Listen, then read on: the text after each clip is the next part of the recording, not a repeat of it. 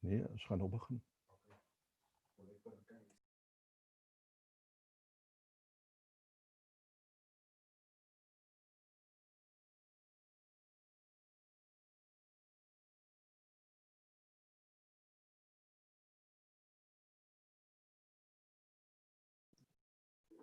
Hulle wil begin, maar nou is er probleme. En nou kom die kos.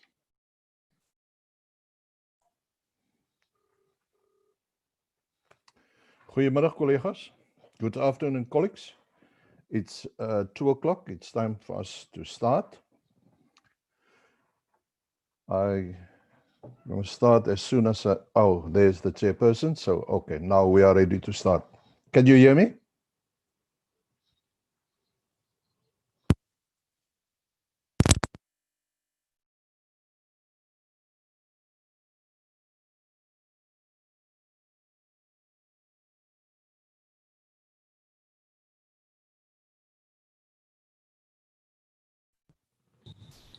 Harold, sorry, I didn't see that I was muted.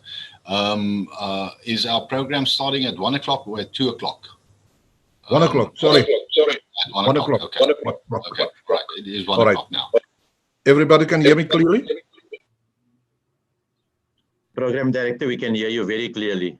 Okay, thank you very much, Mr. Mulaji. Colleagues, welcome to all of you at our 14th PMA.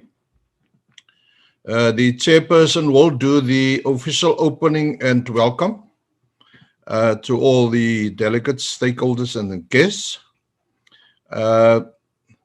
Colleagues, as you all know, COVID-19 brought a complete new normal, a complete new way of doing things. And one of it is the new order of conducting meetings.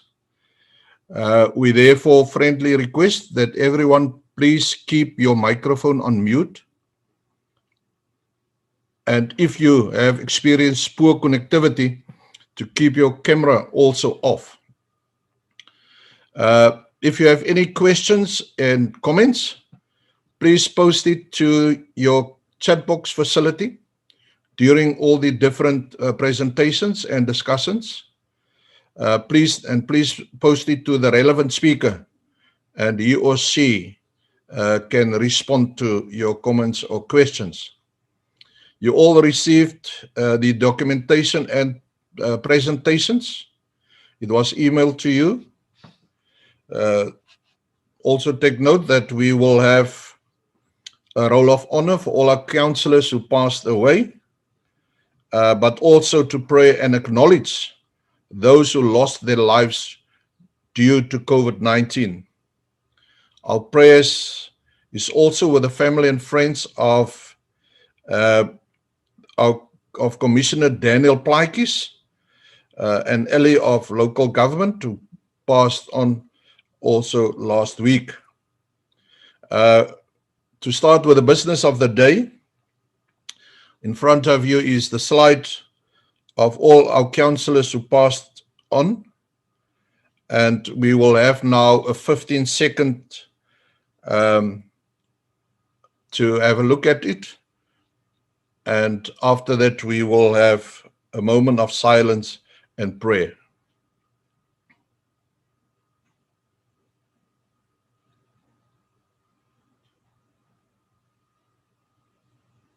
Okay, can we bow our heads and have a moment of silence?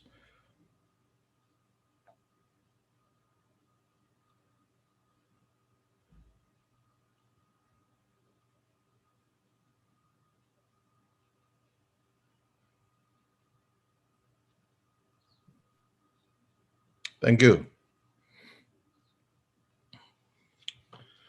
Colleagues, time is very important, and therefore I'm calling now on our chairperson, Alderman Anton Kutsi, who is also the Speaker of the Overstrand Municipality, to address the Assembly, and immediately after him, it will be Councillor Dion de Vos, SALGA Deputy President. He's also the Executive Mayor of Dr. Beyers New D. who will address the assembly on behalf of SALGA NEC. And after him, it will be Minister Anton Brodel. And colleagues, if we are running out of time, there will be no discussions and questions. So that's why we request that you post your comments and questions on the chat box. But if time allow, we will give you time to have a session for questions and comments. So, colleagues, therefore, Mr. Chair, you may proceed. Thank you. Mr. Program Director, thank you. Can everybody hear me? Can I just get the indication? Yes, Chairperson, we can hear you. Okay, thank you very much. Program Director, thank you very much. Minister, members of the National Executive, Provincial Executive, Executive Mayors, Deputy Mayors, Speakers, Councillors, Municipal Officials, members of staff, distinguished guests, and members of the media. I'm pleased to declare that we have representation here today of at least 26 municipalities. That's the indication we got. And I can also report that 80% of our municipalities are in good standing with SALGA. 6 months ago, I would not in my wildest of dreams have thought that we would reach this figure of 80%. So to all municipalities, thank you very much and well done. This Provincial Members' Assembly is an assembly in accordance with clause 23.1 of the SALGA Constitution, and it is an annual gathering between provincial conferences. You'll remember the last one last year was disrupted and we could not complete it. We had to refer a portion of our program to the working groups, but who would have thought that in 12 months the environment would look completely different. This also would be our last Members' Assembly of this term, because by this time next year we will most probably have had our elections, or the elections will be imminent. But in any event, the next provincial gathering will be a provincial conference after the election.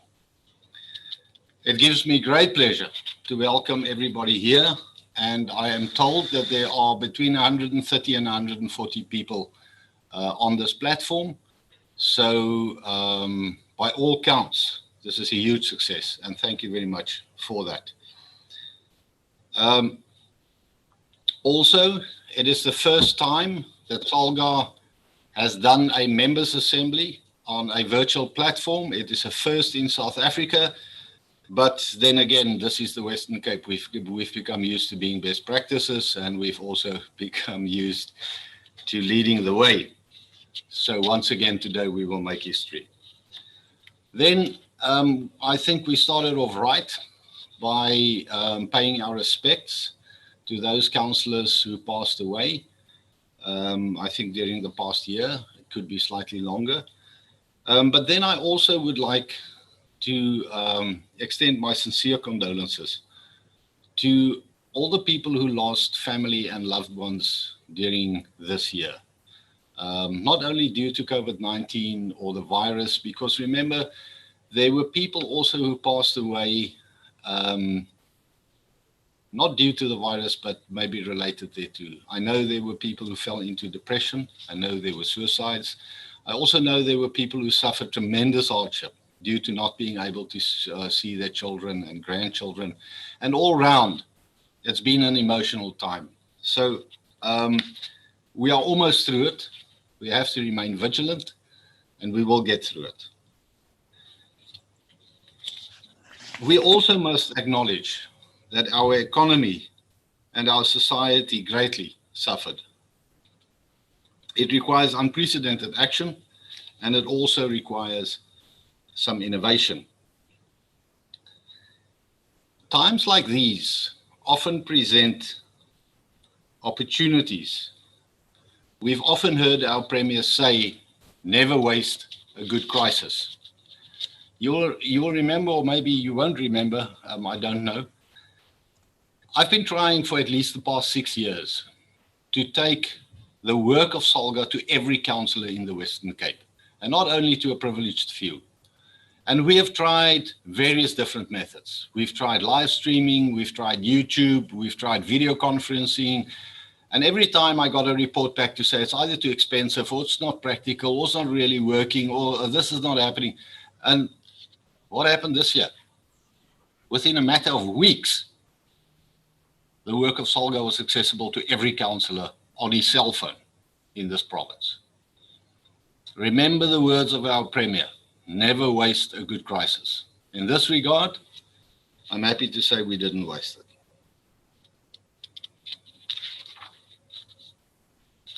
We are happy to say that local government continued to deliver services, even during this difficult time, because ultimately, our goal is to better the lives of the people.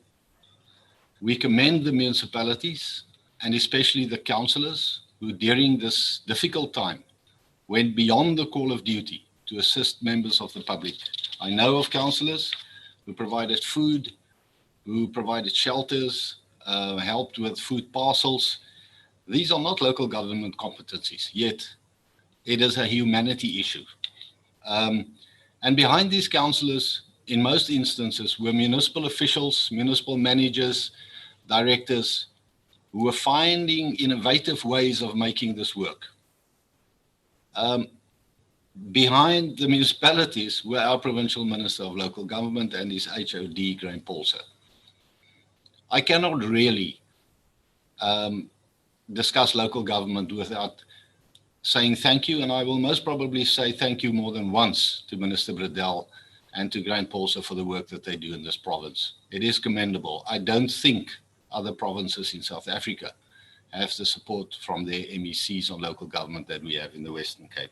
We work very closely together, and most probably some of the good practices that roll out, if not most of them, are really on the shoulders of our minister and his HOD. We have seen how businesses do not open their doors. We have seen businesses open and close. We have seen people losing their work. We have seen people taking pay cuts. This has become the norm. But the reality of that is that this will have a direct impact on local government. People will suffer to pay for services. It's going to be difficult to adopt new budgets and have increases for the basket, the way 4 and 5% as we had in the past. It is difficult to imagine that Eskom can raise their tariffs with 15%. The people will not be able to afford this, and we have to be seriously innovative when it comes to this. And we have to have compassion for people. There are people who are really suffering out there. And municipalities ultimately are also going to suffer because the people are not going to be able to pay and our indigent registers will rise. Then also the economy of our country is going to suffer. The predictions are that our economy will contract by between 7 and 13% this year. And during a webinar recently at the Stellenbosch University's Economics Department, Minister Mboweni revealed Treasury's estimates suggesting revenue for the year would contract by more than 300 billion. He compared this situation to the gaping mouth of a hippopotamus. He said, "It's a key priority to close the mouth or face a serious crisis down the line. We can no longer live beyond our means. We have to close the mouth of the hippopotamus or else we are in trouble." He also gave some good news, but I'm not going to go into that now. As we meet here this afternoon, the state president have called a joint sitting of both houses of parliament this afternoon to outline South Africa's reconstruction and recovery plan. We need to take extraordinary measures towards a speedy and sustainable economic recovery. We also welcome the initiatives and the efforts of our provincial government to support municipalities in rebuilding our local economies. During the discussion of the budget forum, SALGA raised certain concerns on the proposed cuts in local government equitable share to finance South African Airways. This is not news. I think you all know this. We have also been very vocal about the slicing of the municipal infrastructure grant to finance MISA. Because for a simple reason that municipal finances are under strain. And all indicators are, as I've just said, it will be more so in months to come. We have for many years discussed the financial sustainability of local government, and we will continue to do so. And we will also continue to try to influence this.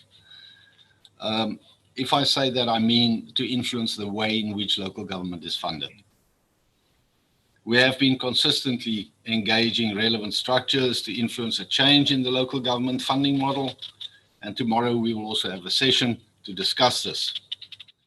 We also are aware of the initiative launched by Minister Bradell on the municipal financial resilience, which he announced last week in the Min-May Forum.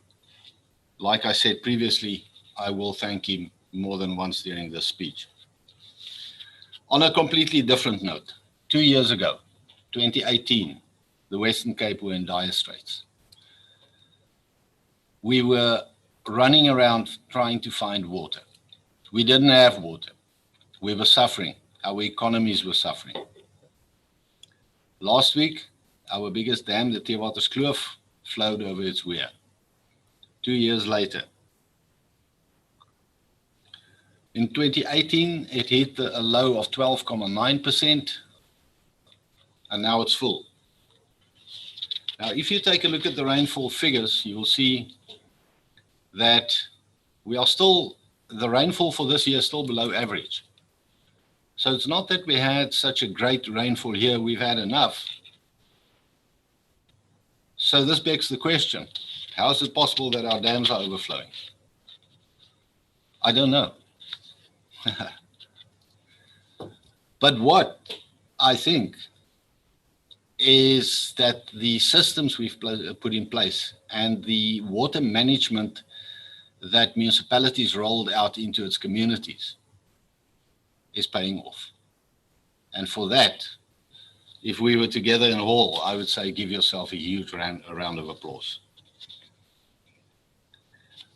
The rainfall also brought relief to our farmers, because we see that the tractor sales are up. Now, if farmers make money, they buy tractors. That's as simple as it is. That's a good barometer. But there are also other indicators. I say the tractor sales thing in a lighter mood.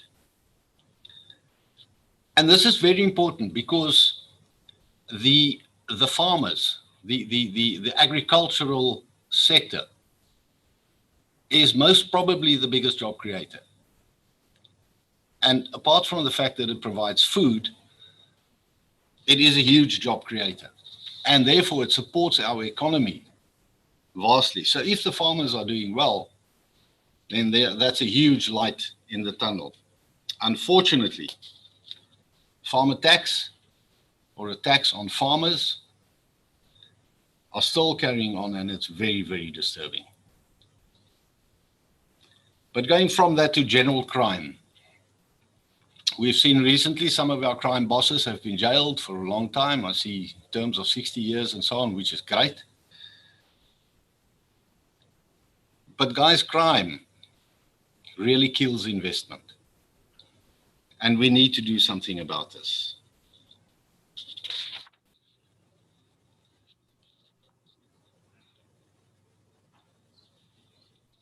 Then there's another thing which is difficult for me to talk about, but it's a reality, and that's violence against women and children. And the reason why I say it's difficult for me to talk about this is because for the life of me, I cannot understand what kind of man could eat a woman. But that's me. And this is not just a South African issue. It's a worldwide trend. They say that 1 in every 3 women will be abused. And for the life of me, and sorry that I'm getting emotional about this, but it's something that I have real difficulty in understanding. I was not raised that way. How can any person be afraid to be someone only because she is a woman? This simply doesn't make sense to me. This thing, in Afrikaans, we've got a saying, dit moet met wortel en tak uitgeroei word. It's an evil thing that just needs to be wiped off. I don't have the solutions. But we are talking about that, and I see there are new legislation that is coming out to deal with that, and so on. But I don't think we're there yet. I think we still need to do some work on this. The Auditor General is quite impressed with the Western Cape, as he should be. And recently we saw that out of the 257 municipalities, 20 municipalities in South Africa got clean audits. Of those 20 municipalities, 13 are from the Western Cape. This is old news. We all know this. In a recent interview, when I was asked about this, I responded to say that in the commercial world, nobody talks about clean audits. Everybody talks about an unqualified audit. This is the benchmark. That's what you're striving towards. In local government or in government, for some reason, we talk about clean audits, which is a bit of an evil thing, because if you don't get a clean audit, the members of your community think you're dirty, which we also know is not true. But if you go to unqualified audits, you will find that 27 out of the 30 municipalities in the Western Cape received unqualified audits. Now, guys, if you get impressed with 13 of the 20 in South Africa and 13 out of 30 in the Western Cape, then get really excited about 27 out of 30. Because 27 out of 30 municipalities in the Western Cape received an unqualified audit, some with emphasis matters, some without. Now, once again, if we were in a hall together, I would say give yourself a huge round of applause. I think this is unprecedented in South Africa. As a province, there can be no doubt that we are a best practice. And like I said previously, we do not ignore the efforts of our provincial department, our provincial minister, and the assistance of, I'm talking of the Minister of Finance, and the assistance of the Minister of Local Government and his HOD in assisting municipalities to achieve this. But that is something to be excited about.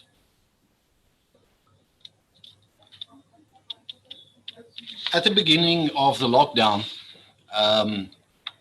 our president said that a certain amount of money will be made available to municipalities, and it will be rolled out in COVID relief and food schemes and so on and so on.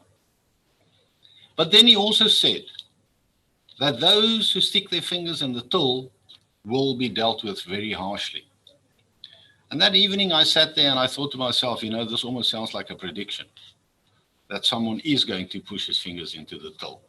And lo and behold, so they did. And it's actually terrible to hear that there are people who are prepared to steal from the most vulnerable. Sorry, it's a difficult concept to me. I don't understand it. First of all, how do you steal state funds? Second of all, how do you steal from vulnerable people? I mean, but let's just hope that the president will follow through and that the harshest action will follow against those who have stolen from the vulnerable people. You will note from the program that we also have a discussion on ethical leadership. This is not a new discussion. It's a long ongoing discussion. But I think it's going to be, we have brought you a very, very exciting speaker, someone that I'm myself am very much looking forward to listening to. Because we haven't gotten it right yet. We've been talking about this for a long time. We've been talking about oversight. We have not we have not gotten to the point where we actually include members of the public into our oversight structures. And guys, go and read Section 2 of the Systems Act. That is what local government legislation envisages. Getting members of the public, getting someone who's distinctly different from the executive and local government to exercise oversight. We haven't gotten it right yet, but we'll see.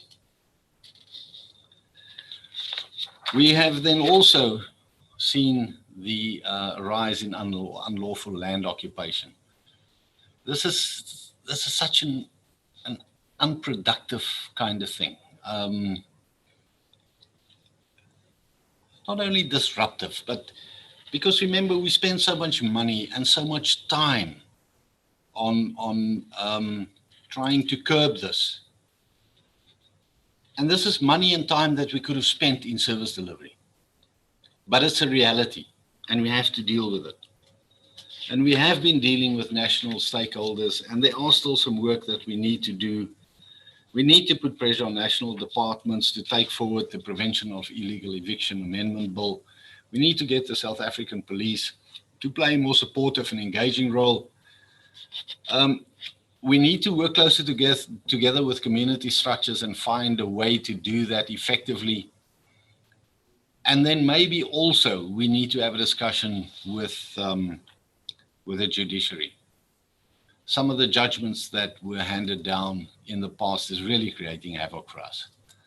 And the impression that I get, and I may be wrong, is that the judges or the magistrate, who I'm talking about some of the earlier cases, listen to the arguments of the parties and then bases his judgment on those arguments without looking at the bigger picture.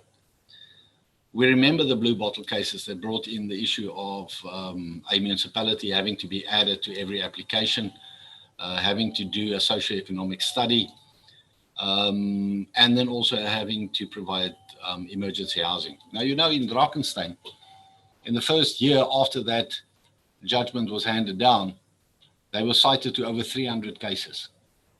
That caused them to open up a whole new wing in their municipality, to appoint staff in order to deal with all these socio-economic studies, in order to support the court. We're not even talking about the housing list. All of a sudden, someone who's not even on the housing list is now on the top, and he gets a house while there are other people who's been there for 15 or 20 years on the housing list. This creates huge animosity. So we need to deal with this.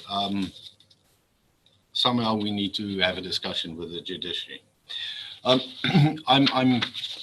trying to move along because I know time is valuable. There were two motions tabled last year. The one was by Swartland and the one was by Overstrand.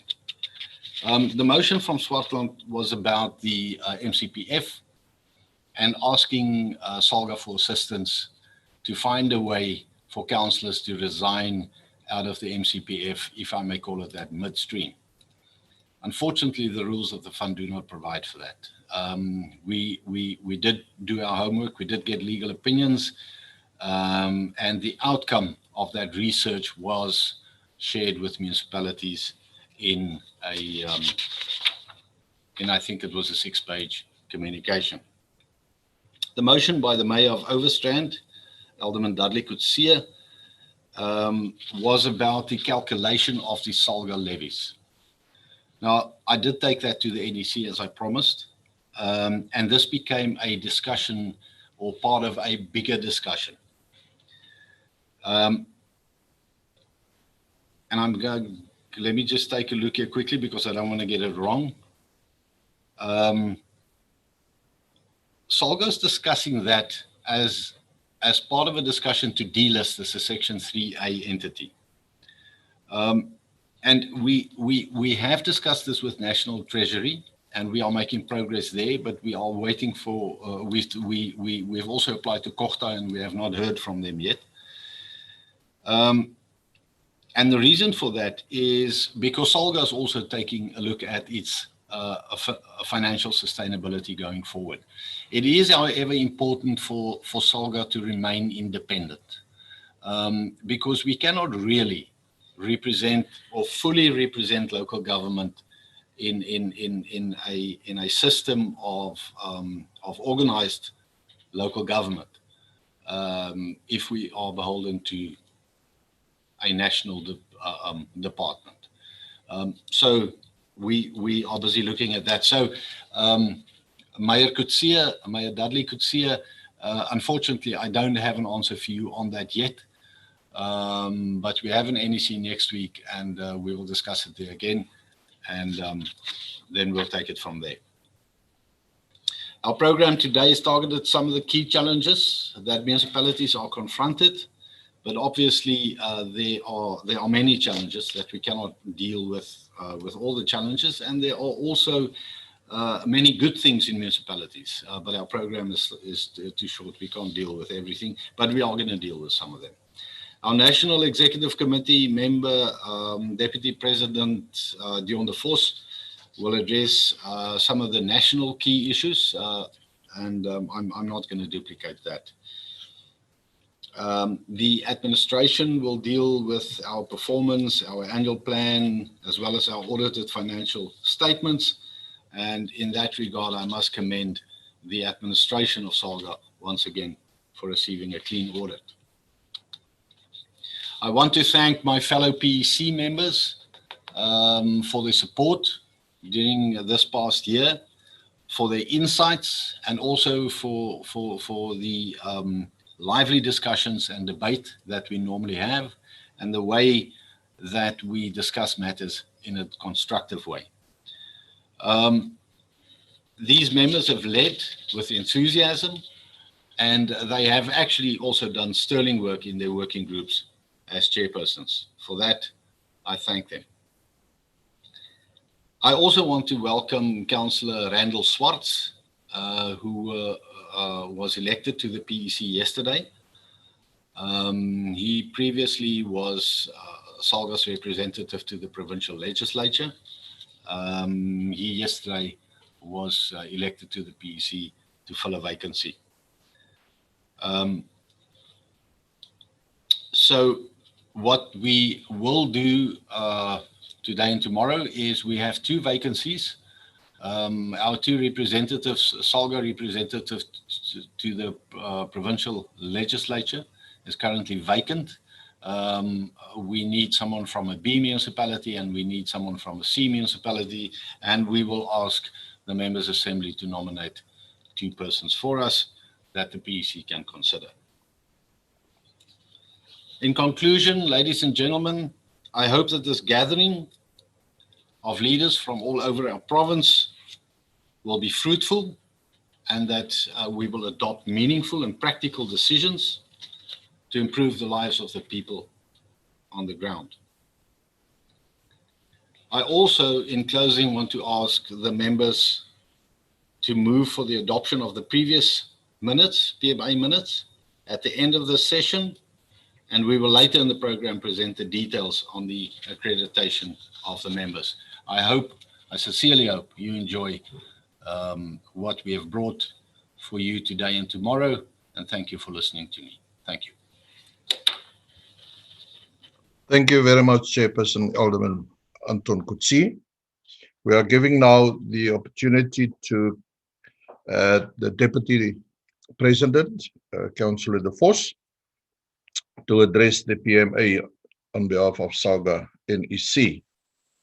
And he will address and speak to the PMA updates on key policy advances. Thank you. Thank you very much, Honorable Chairperson of the session, Alderman Harold Cleopas. Let me greet the PEC from the Chairperson, Alderman Anton, and the delegates in the meeting, and all the officials of the municipalities. It is a great privilege for me to represent the NEC. It is very important PMA of the Western Cape. I have listened to the opening remarks by the Chairperson, Alderman Anton Coetzee, and I must say I'm very impressed. I would also just like to compliment the Western Cape municipalities for their performance in terms of the audit outcomes and other matters generally. You are making us proud in the NEC of SALGA. Notwithstanding the issues raised, I think, Councillor, or rather the chairperson of the province, Alderman Anton, has covered a number of issues, so I won't go into that about the background and the conditions under which we are having this PMA of the Western Cape. My task would be very brief because we have a long presentation, but I know we are bound by time. Myself, I must also join an NOB meeting from the NEC of SALGA. So I will just focus and emphasize on the key areas. The presentation will be made available for the delegates to go through it thoroughly. I have said to Lance, who is going to fly the presentation, let's reduce it to focus just on the main areas. And I would really like to immediately go to the key issues on legislation. I would really want to say all protocol observed. If the provincial minister of Kokta is in the meeting, let me also greet him and all other ministers who may be part of the PMA and other delegates or invitees. You will all know that there's a number of legislative matters which is affecting local government. We always complain, and most of our municipalities say we are the most overregulated sphere of government. I always, when this point is raised, I always remind ourselves that once a former minister of Kokta, Minister Pravin Gordhan, said, you can't complain about overregulation. When you are given the opportunity to regulate yourself, you seem to be unable to do it. So we must force you to do what is right in local government. But I think we must get away from that perception that it's always thought that we must be forced to do the right thing in local government. Lance, you will all recall that the Systems Amendment Bill of 2011 has been, the court has said that it is nullified, that amendment bill. So what is on the screen now is the processes, what has happened since the background, the reasons, and what has happened since that nullification, or that the court said the bill is unconstitutional. I'm not going to go through all the dates here. You can see that, just the matters, the background, and what is it that we would like to recap from SALGA. Our view is that we need a comprehensive overview on the Systems Act should be conducted. And we also need to focus on the issue of concurrency. Those in local government will know about this term concurrency. When you make appointments and so on, MEC concurrency. And I think the issue of the interpretation on what entails that concurrency is a matter which SALGA has been raising. We also raise in relation to the Systems Act, the interpretation challenges. You will know as municipalities about fixed term contracts and permanent contracts. For especially the is very clear. It is permanent stated, but the managers and directors, which is accountable, there's still the issue of fixed term or permanent basis. And then within the Act, there is a limitation of political rights. You will know that this is one of the other issues which SALGA is raising in the context of this bill. The limitation of rights where MMs and municipal and managers and managers directly accountable to the rights are limited in relation to political participation and their positions holding. We also, the validation, the invalidation of the Act also affected the regulations on appointment and conditions of employment, the validity of those regulations for senior managers, which was promulgated in 2014. So, and all these things that relate to the Constitution. What we have raised in the background of what the NEC discussed, of which your members have fully participated to represent you on the NEC. We are in the NEC, we are of the view that we need a comprehensive review of the System X must be conducted. And then the role of MECs, which is loosely interpreted concurrently, we must have, the meaning must be approval. We need clarity on this so that we can agree. And then there's the general interpretation challenges, as I have already raised, in terms of the employment contracts and the other issues relating to that. What is SALGA's comments on the section 6 of section 57, the employment contracts of MM? You will know the political challenges with the Systems Amendment Act, which we have raised. The interpreted challenges whether the contracts of employment of managers directly accountable to the municipal are fixed term or permanent. The following is SALGA's comments on this. The section previously provided that the requirements for employment of the municipal manager is set out in this could be extended to managers directly accountable to the municipal manager. And that should not be the case as in the proposed amendment. This repeal does, however, not take away the discretion of the municipality to determine the terms of employment of the managers directly to the municipal manager. So such managers can be appointed permanently or on contract basis by council. Our survey, SALGA did a survey in July 2012 to find out whether there's a difference when managers are appointed permanently or on fixed contract in relation to the performance of those municipalities, and to make a comparison. What may be the difference between permanent and and contractual? And the survey was focusing on the following: the permanent basis, fixed term contract of managers, and then which fixed term contract, the term of period of such contracts. And then there was an analysis of the audit outcomes in relation to those municipalities where there was permanent and those which were fixed, whether there's a difference in audit outcomes. Also, we use that information, also an analysis to see the section 139 interventions since 2011 to date. The survey was also focusing on that because we also wanted to know, is there a difference in these interventions where top officials are permanently appointed or on fixed contracts? Does that make any difference in intervening in municipalities? But what was confirmed by the survey is that 84% of senior managers are appointed on fixed term contracts in our municipalities. And it looks like that is the overwhelming preferences for fixed term contracts of the municipalities. But in comparison, there were only 16% within the survey where there were permanent appointments of our senior managers. And then the issue, as much as Councillor the Alderman Anton have just referred to the term clean audits, as much as municipalities with permanent managers secure clean audits, so does municipalities with fixed term senior.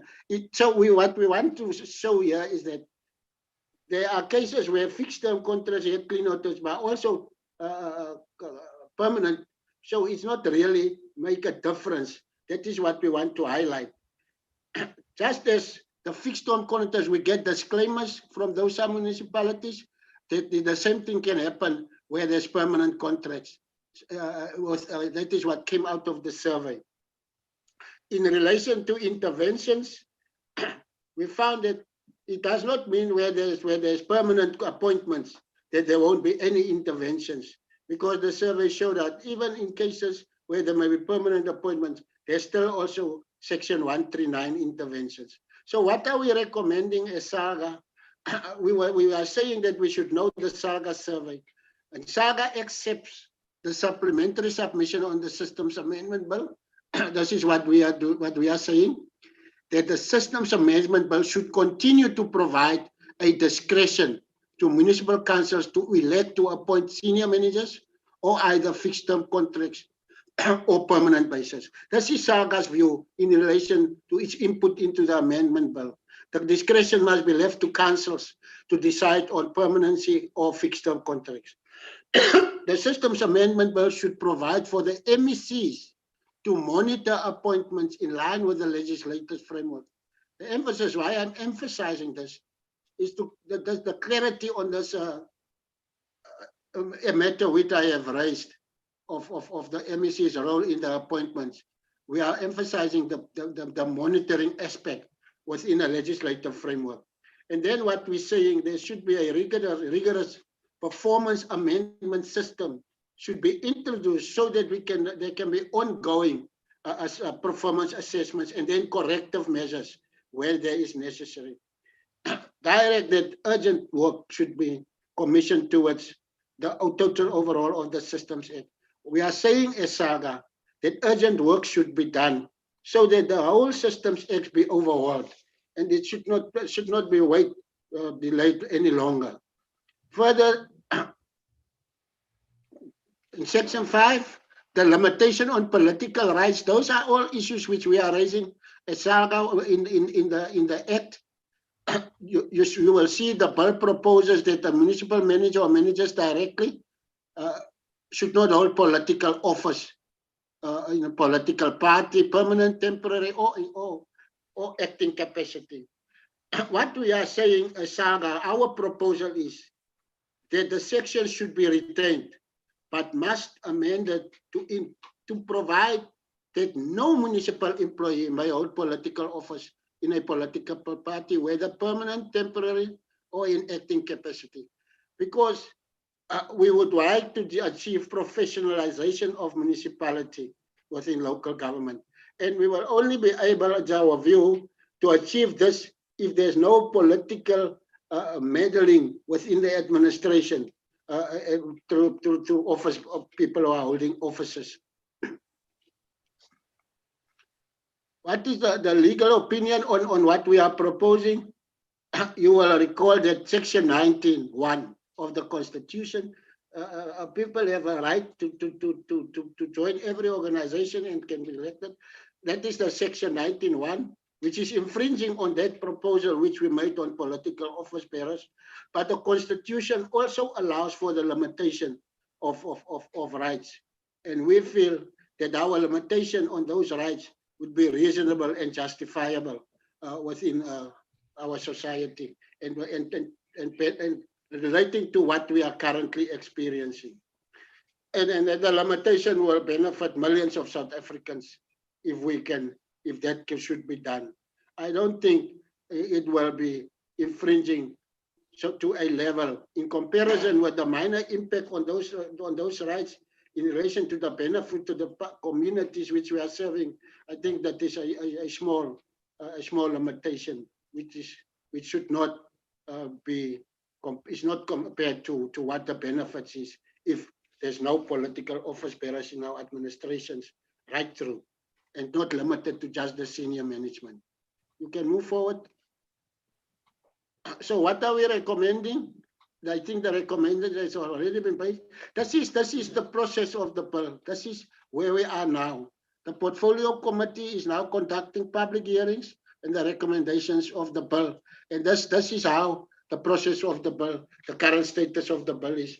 And we would like to encourage our councillors and all of those in local government to support the views which are espoused, which I have been saying about what is SALGA's view and standpoint. So when you engage in public participation as members and you agree with SALGA's view, we would like to encourage you to make your comments and input into that process. Another amendment which is also impacting on local government is the National Land Transport Amendment Bill, which of 2018. The background to the bill is there for your screen, but what we would like to emphasize and focus on. The bill is clarifying the spheres of government and our functions. It expands the powers of the minister. It empowers the minister to delay implementation of the act.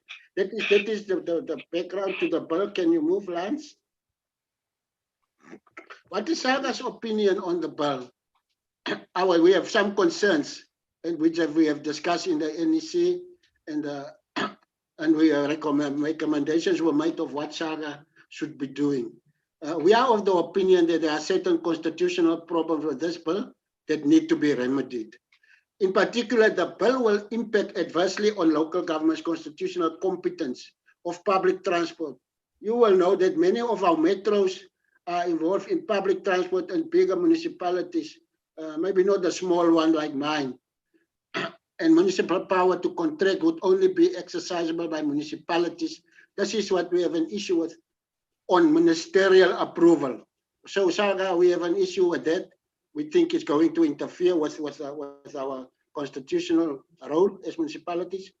And we could not succeed as SALGA in persuading Parliament to revise the bill. And when we could not succeed, as you know, SALGA is just canvassing and advocating on behalf of municipalities. We have been unable to persuade Parliament to revise the bill and to accommodate our concerns. So following the adoption of the bill, the National Assembly, we have now taken the route to petition the President of the Republic not to assent to the bill, because we do feel that there are constitutional problems. So we will come back on what of that petitioning of the President, what is the results. We have not yet got a response from our petitioning.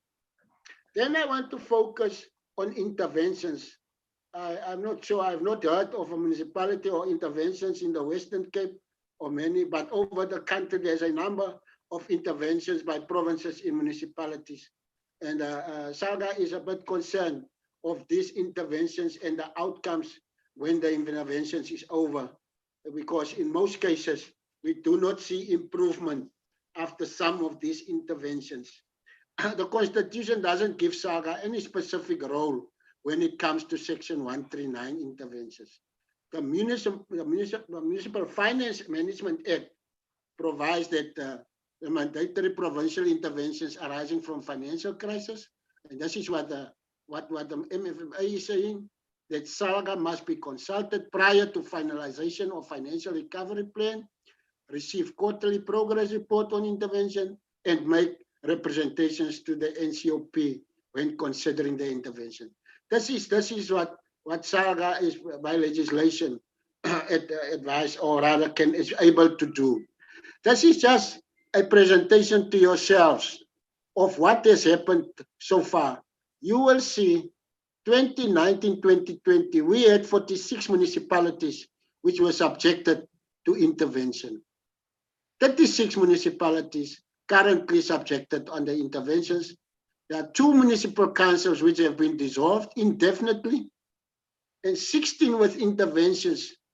16 of these municipalities where there are interventions, it wasn't for the first time that Section 139 was invoked on 16 of these municipalities.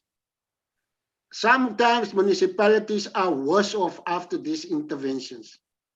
And our view is that the support is very fragmented and the monitoring has been very inconsistent. That is our view after our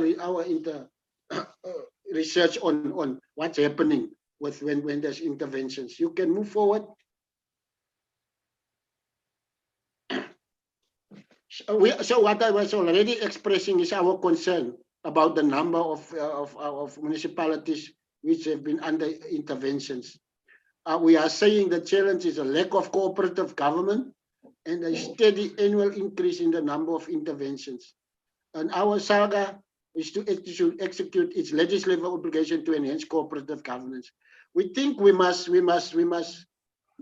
force this thing of cooperative governance from a SALGA point of view. Because when they want to intervene, they need to be cooperative governance and they need to go as a team. And it should not be a decision which is not willy-nilly taken without having done everything before it comes to really interfere. What we are saying, we must fast track the revised IMSI bill. So to establish an intervention and support unit, because this support unit to coordinate implementation will assist, which is in terms of Section 3 of the Municipal Systems Act. Can you move, Lance? The support unit is a very important unit if there's progress with the act. It's not the SIU, Alderman Anthony, it is the ISUIC. This is the intervention support unit. What would be the objective of such a unit? The objective of it is to achieve internal coherence on SALGA's role with respect to the support and interventions. Also, is to serve as a coordinating structure on how support and interventions should be directed towards municipality. And it will foster partnerships approach and manage a relationship internally as well as external stakeholders in terms of the roles and responsibilities with respect to monitoring, support, intervention direct. You will know some of those, if there's any of you who may have been, there'll be interventions. There's an administrator appointed, there's MM, there's directors, and there's no one knows who to account to and who's now in authority. And this unit may assist in ensuring that if there need to be intervention and support, there's a coherent support unit which will deal with that kind of intervention, which will be then also develop common approaches on how to support municipalities to perform their obligations. Further to that, you can see the partnership approach, as I explained, is a self-assessment tool. We need to have a self-assessment tool so that there's early warnings for through the reporting systems. There's the IGR role, which I have emphasized, which will assist through this approach. And then we can mobilize targeted on provincial, local, and targeted support to these municipalities. You can see that we will promote self-assessment or self-correction from municipalities, and then also early identification of challenges faced by municipalities. And then we avert the defaulting on obligations, because the Constitution is clear in 154 that the support role which national and provincial government must give to municipalities. So through such a unit, we will be able to have a combined approach and early assessment. The reason why I'm emphasizing this, municipalities are submitting a number of reports to national and provincial governments. And through those reports, those departments responsible should be able to see the red lights before things get to Section 139 intervention and so on. So I think that unit will assist us in avoiding to get to that level. The debts owed and by municipalities and to municipalities, another serious matter which we are dealing with, especially debts which are owed by ESCOM and the government departments and then the repayments of ESCOM. This is a very serious matter which the NEC has been occupied with since its election, especially when it comes to the issue of ESCOM, to resolving the ESCOM debt and municipalities. Now, this is the problem statement. There are always disputes by the debts owed to municipalities. Departments always want to dispute what they owe municipalities for services delivered to them. And then there's a dispute on the qualification of debts owed by municipalities to ESCOM. There's a number of disputes also here, even in what ESCOM claims municipalities are owing them, because it gets to do with penalties, interest, and sometimes the debt owed to ESCOM may even be more than the interest, may be less than the interest, but because of interest and other penalties, which make that debt so increase. We are determining the appropriateness of repayment arrangements. You will find that because EFCOM have the muscle in the hand, that they force municipalities to go into unsustainable agreements in payments of the debt owed to them. So, and the last point is a service delivery agreement needs to be entered into between ESCOM and municipalities. This is on the basis that there are areas in our municipalities where ESCOM directly delivers services. You can move. What did we say in the NEC? They've taken some resolutions on the matter of debt.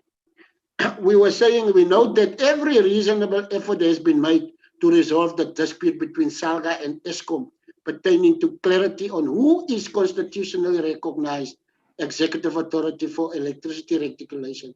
This is one of the things which our NEC has been occupied with. Whose role is it to distribute electricity? We know that the intergovernmental process to resolve the dispute has been exhausted with no solution. We have been serving in structures at the national level to resolve this dispute since the previous administration, and we could not resolve this issue of the responsible organ of state, which is responsible for electricity distribution.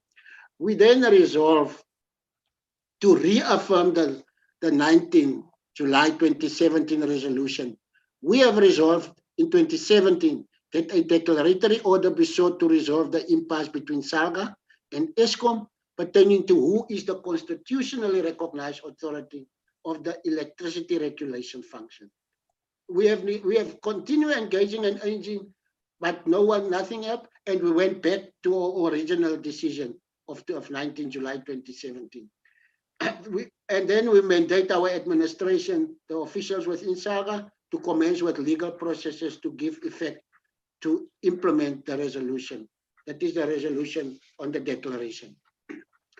Then the Deputy President convened the inaugural ESCOM task team and the ESCOM war room. I don't want to go, you know all those structures which have been expressed there. And then President Cyril Ramaphosa also revived the task team, and the Deputy President is leading it. And then the mechanisms which they are dealing with in the National Emergency Response Plan in terms of the electricity. It brings together, this task team brings together the various stakeholders which are in the area of electricity to implement a turnaround plan. The ESCOM task team has since accepted the responsibility to lead and intervene the escalation of debt to ESCOM. This task team must also deal with the issue of debt to ESCOM. And the task team also informed that a technical task team comprising of the stakeholders which you will see there, SALGA included, to deal with some of the issues raised by the task team. What we were discussing also at the NEC, because we have to follow some steps before we get to some of the actions we would like to take. We agreed that in the NEC that we would go for the appointment of a facilitator to deal with disputes between us. And ESCOM has now agreed that service delivery agreements are to be entered into with municipalities. They have agreed to that. However, we are not sure whether how they act on that, because these service level agreements is in relation mainly to areas within municipalities where they are delivering the service directly. The political task team also resolved to include, as part of its mandate, issues pertaining to the debt owed to ESCOM and municipalities respectively, because there is the emphasis on debt owed to ESCOM, but there's no one talking about all the debt which is owed to municipalities by government departments, by consumers generally, and communities and business. The emphasis is only on what municipalities owe to ESCOM, without emphasizing the debt which is also owed to municipalities. And we have requested the appointment of a facilitator to process and verify the amount of debt owed by organs of state to municipalities, and in turn debt owed by municipalities to ESCOM. I think we have won that battle, and I think there's agreement that the facilitator will now act as an ombudsman in resolving matters relating to disputes of debt owed to municipalities by national government and all other government departments in respect of services. We hope that facilitator and that will come into place urgently, because there's always disputes there. We also, the facilitator will also deal with disputes of debts owed to water boards and water trading entity in bulk, and in relation to bulk services, where those are the service providers or rather delivering water to yourselves. Also to disputes of bulk electricity related to debts owed by municipalities to ESCOM. Based on the correct application of relevant legislation, the reasonable interest charges and correctly applied penalties. You will see, maybe it's because I'm affected by this thing of ESCOM. We have a long battle in my own municipality. That's why I'm emphasizing these things, because we found that in some cases, because some municipalities are unable and doesn't have the capacity or the legal resources or skilled employees to really engage with Eskom when they are confronted and to negotiate with them. This is what the facilitator will now come in to assist us with. Lastly, I know I can't conclude if I didn't focus on the councillor support and welfare. This is just an update with COCTA and the Commission. The NEC have engaged COCTA and the Commission. The Commission recommendations for 2020-2021, the Commission have developed those recommendations and is finalizing consultation now. The upper limit notice of 2020-21 is parallel work in progress to develop the notice. You will know, especially our councillors here, we always have challenges. We never start with this councillor remuneration when our budget starts. And every minister who've come into office have always committed and promised to us in meetings that they are going to sort out this thing, that councillors have always to wait for 6 months afterwards, nearly for the next year, before the approval of the upper limits, which relates to municipalities. We are pushing strongly to deal with that issue, because we can't be treated as third-class public representatives and not on the same level as the other spheres of government. So there's progress on that. Yes, you may proceed, Lance. Oh, yeah, very important also to notice here. The final report will be gazetted when the judges and magistrates have been finalized. This report is undergoing consultation. But another thing which we raised, gratuity payment 2021. Councillors will know that every time we go to local government elections, SALGA has won the battle some years ago that councillors also get a benefit. Those who may not come back for after 2021 elections, that they receive a gratuity payment at least if they don't make it back to councils. So the Commission will include this in the next round of recommendations. As we know, we're going to 2021. We just want to recommend to the Provincial Members Assembly to resolve, to note the progress made to date. I want to thank you very much for the presentation. I know I have rushed. I couldn't emphasize all the issues, but I hope the presentation is with you and you will further go through it. Thank you, Chairperson. Thank you, Councillor De Vos, for the brief presentation and report to the Assembly. Colleagues, I'm calling now on the Honourable Minister Anton Brodel to address the Assembly. Minister Brodel. Honourable Chairperson of SALGA, Honourable Alderman Harold Kleopas, during the session, to all our mayors, our MMs, the CEO of SALGA, ladies and gentlemen, all protocol observed. Thank you for the opportunity to address you all this afternoon. It is a strange time that we are living in.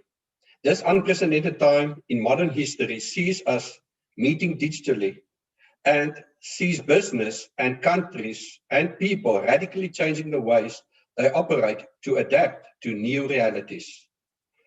Those who do not adapt quickly are left behind and lose more and more by the day.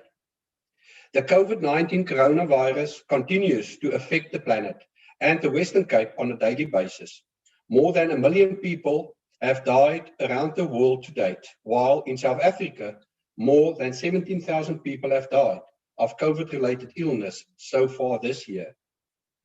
Ladies and gentlemen, it has been a rough ride, but on the positive side, the number of infections and number of people dying seem to be dropping at this moment. We are most grateful for that, but it remains a cautious optimism. The caution is necessary because we understand fully the risk and possibilities of a second wave of this pandemic hitting us and sending the numbers through the roof again. The Western Cape government and our partners are working hard non-stop to be as prepared as possibly can be. At the same time, the Western Cape, we understand that another pandemic is causing further havoc. The economy and the economic impact of the COVID pandemic is causing great challenges, and the economy has been hit hard by necessary interventions the national government rolled out to combat this disease.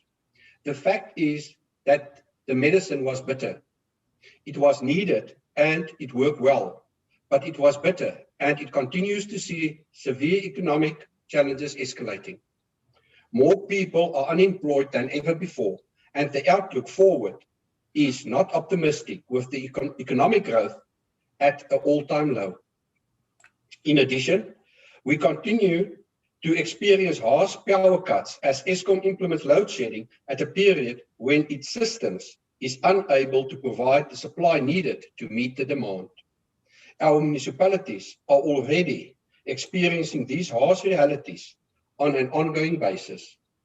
They are experiencing firsthand the financial trouble their communities are in. We are aware that payment rates for services are at record low levels. Economic drivers in most Western Cape municipalities are generally tourism, hospitality industry related, and that sector has taken hammer blows from the fight against the pandemic. Honourable Chair, the financial challenges in all our municipalities are having a negative impact on the projected sustainability of municipalities who rely on the income generated from rates and other services to provide a better life for all. We do not have a hope if we do not have good, ethical, incorruptible leaders making informed decisions for the benefit of their communities. In every sphere of government today, taxpayers' money is being looted on large scale. Can you imagine the change that money would have had if spent on critical community projects?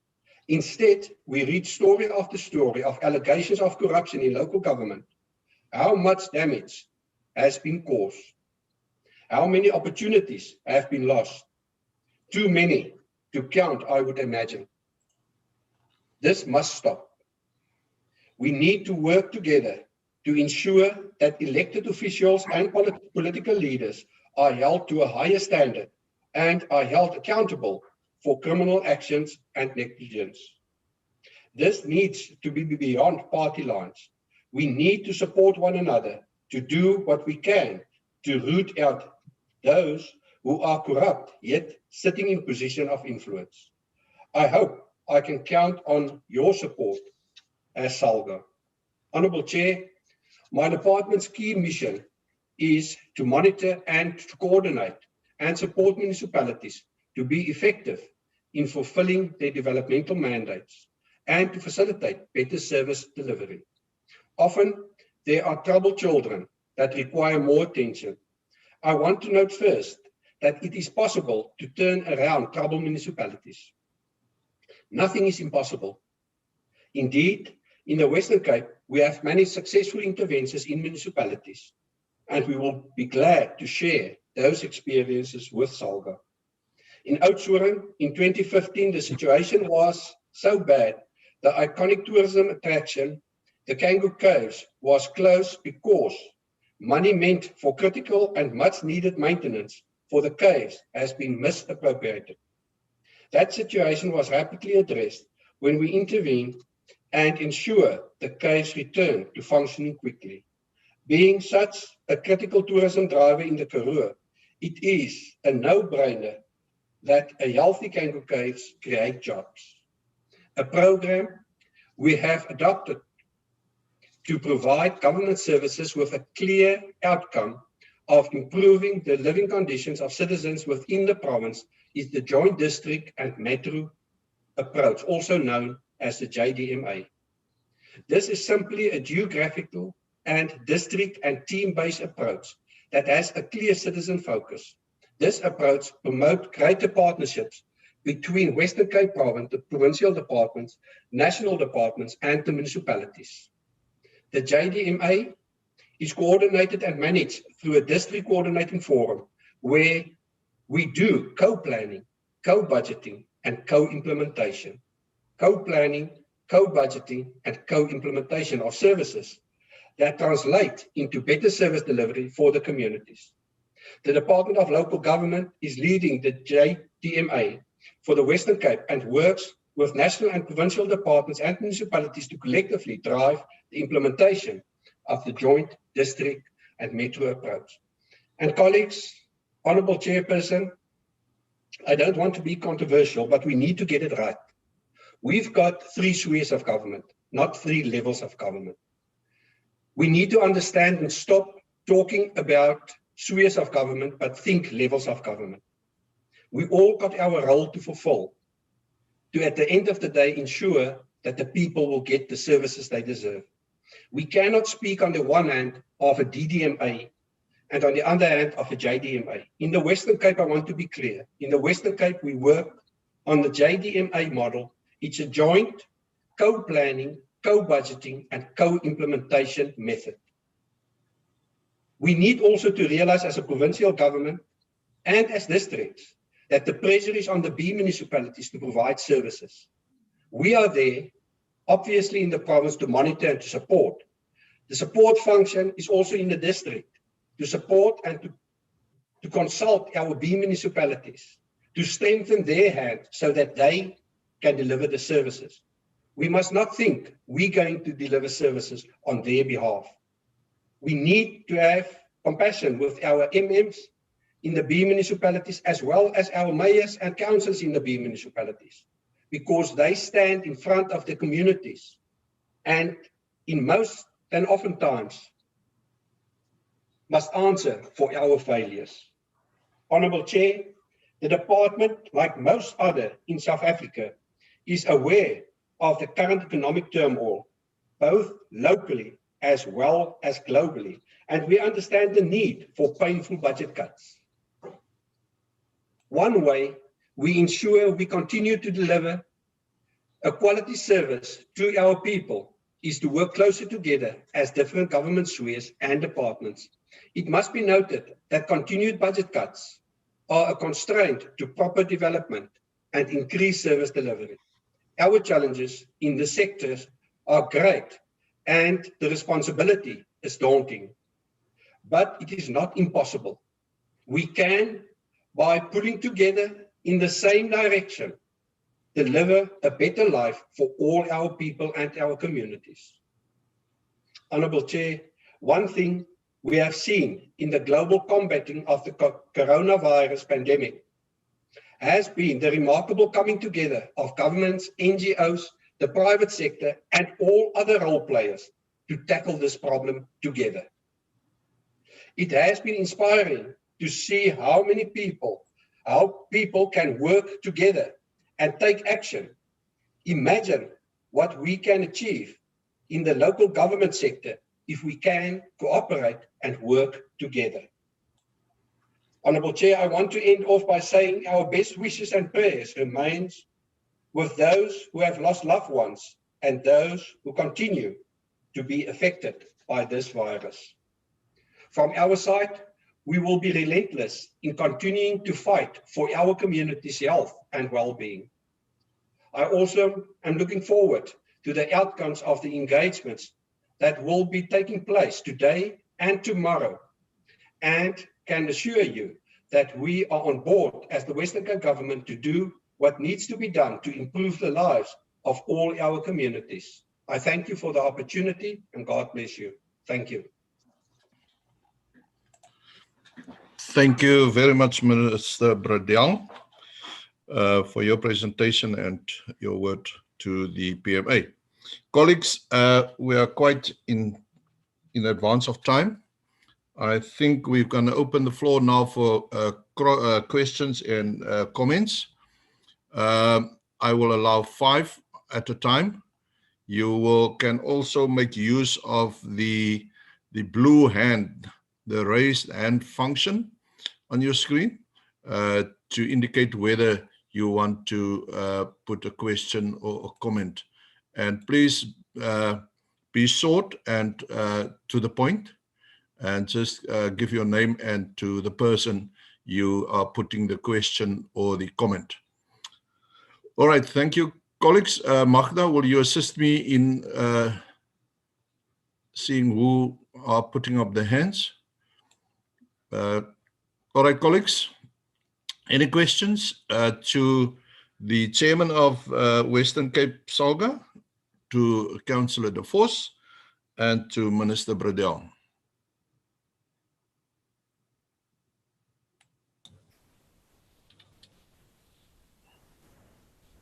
For the second time?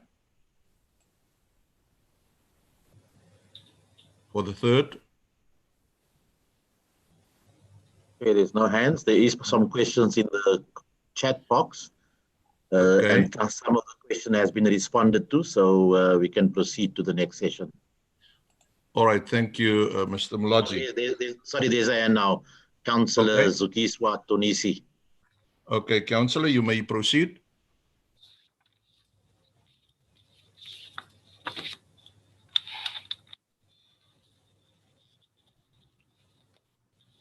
Unmute, yeah. Thank you, Chair. Thank you very much, Chair, for this opportunity. My one will be to Councillor De Vos.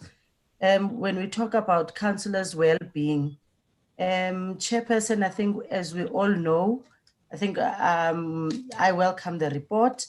As we all know, councillors, I think in the city of Cape Town, there was a councillor that passed away due to the fact that councillors don't have any medical aid, and the expenses, how expensive medical aid is.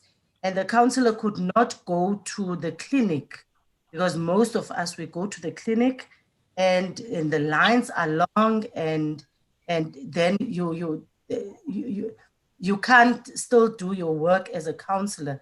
I think the NEC should also really look at the welfare and well-being of councillors, and how best can SALGA assist councillors in terms of medical aid and all of those other well-beings that are put out there. Thank you. Thank you, Councillor. Anyone else before I allow Councillor De Vos to answer? All right, Councillor De Vos, you may proceed to answer the concern. Okay, thank you, Chairperson.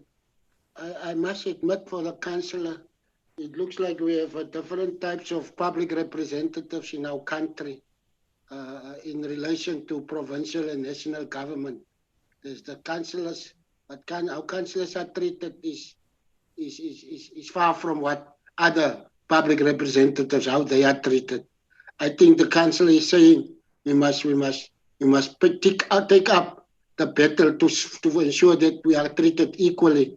I would really like Lance, the administrator, who's dealing with these issues directly, he can further just explain on the issue of the pension funds, and well, including the health. Lance, can you just assist for the councillor? Where are we standing with us?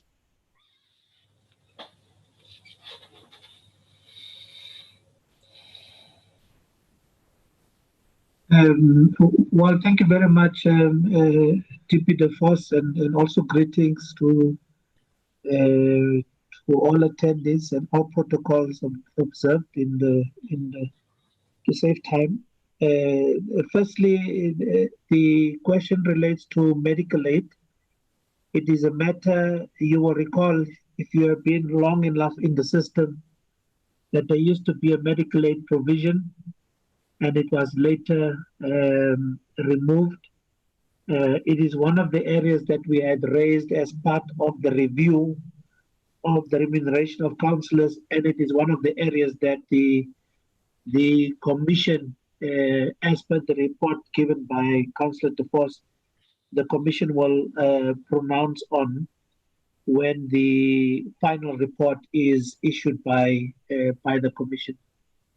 I may have missed it, but I did not hear a question on the pension fund.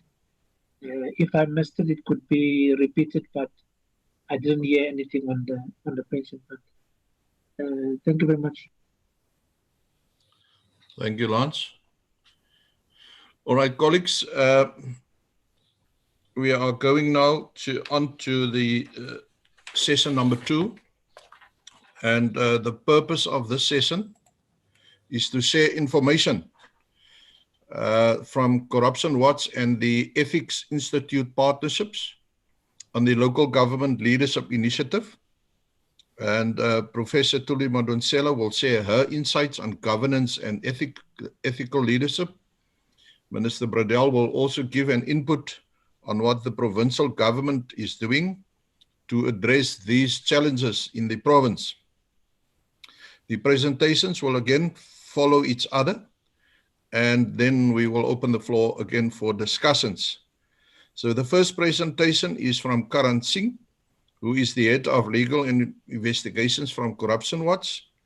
Our second presentation is from Tuli Madonsela, who is the chairperson of the Social Justice Program at the University of Stellenbosch, also known as our former public protector.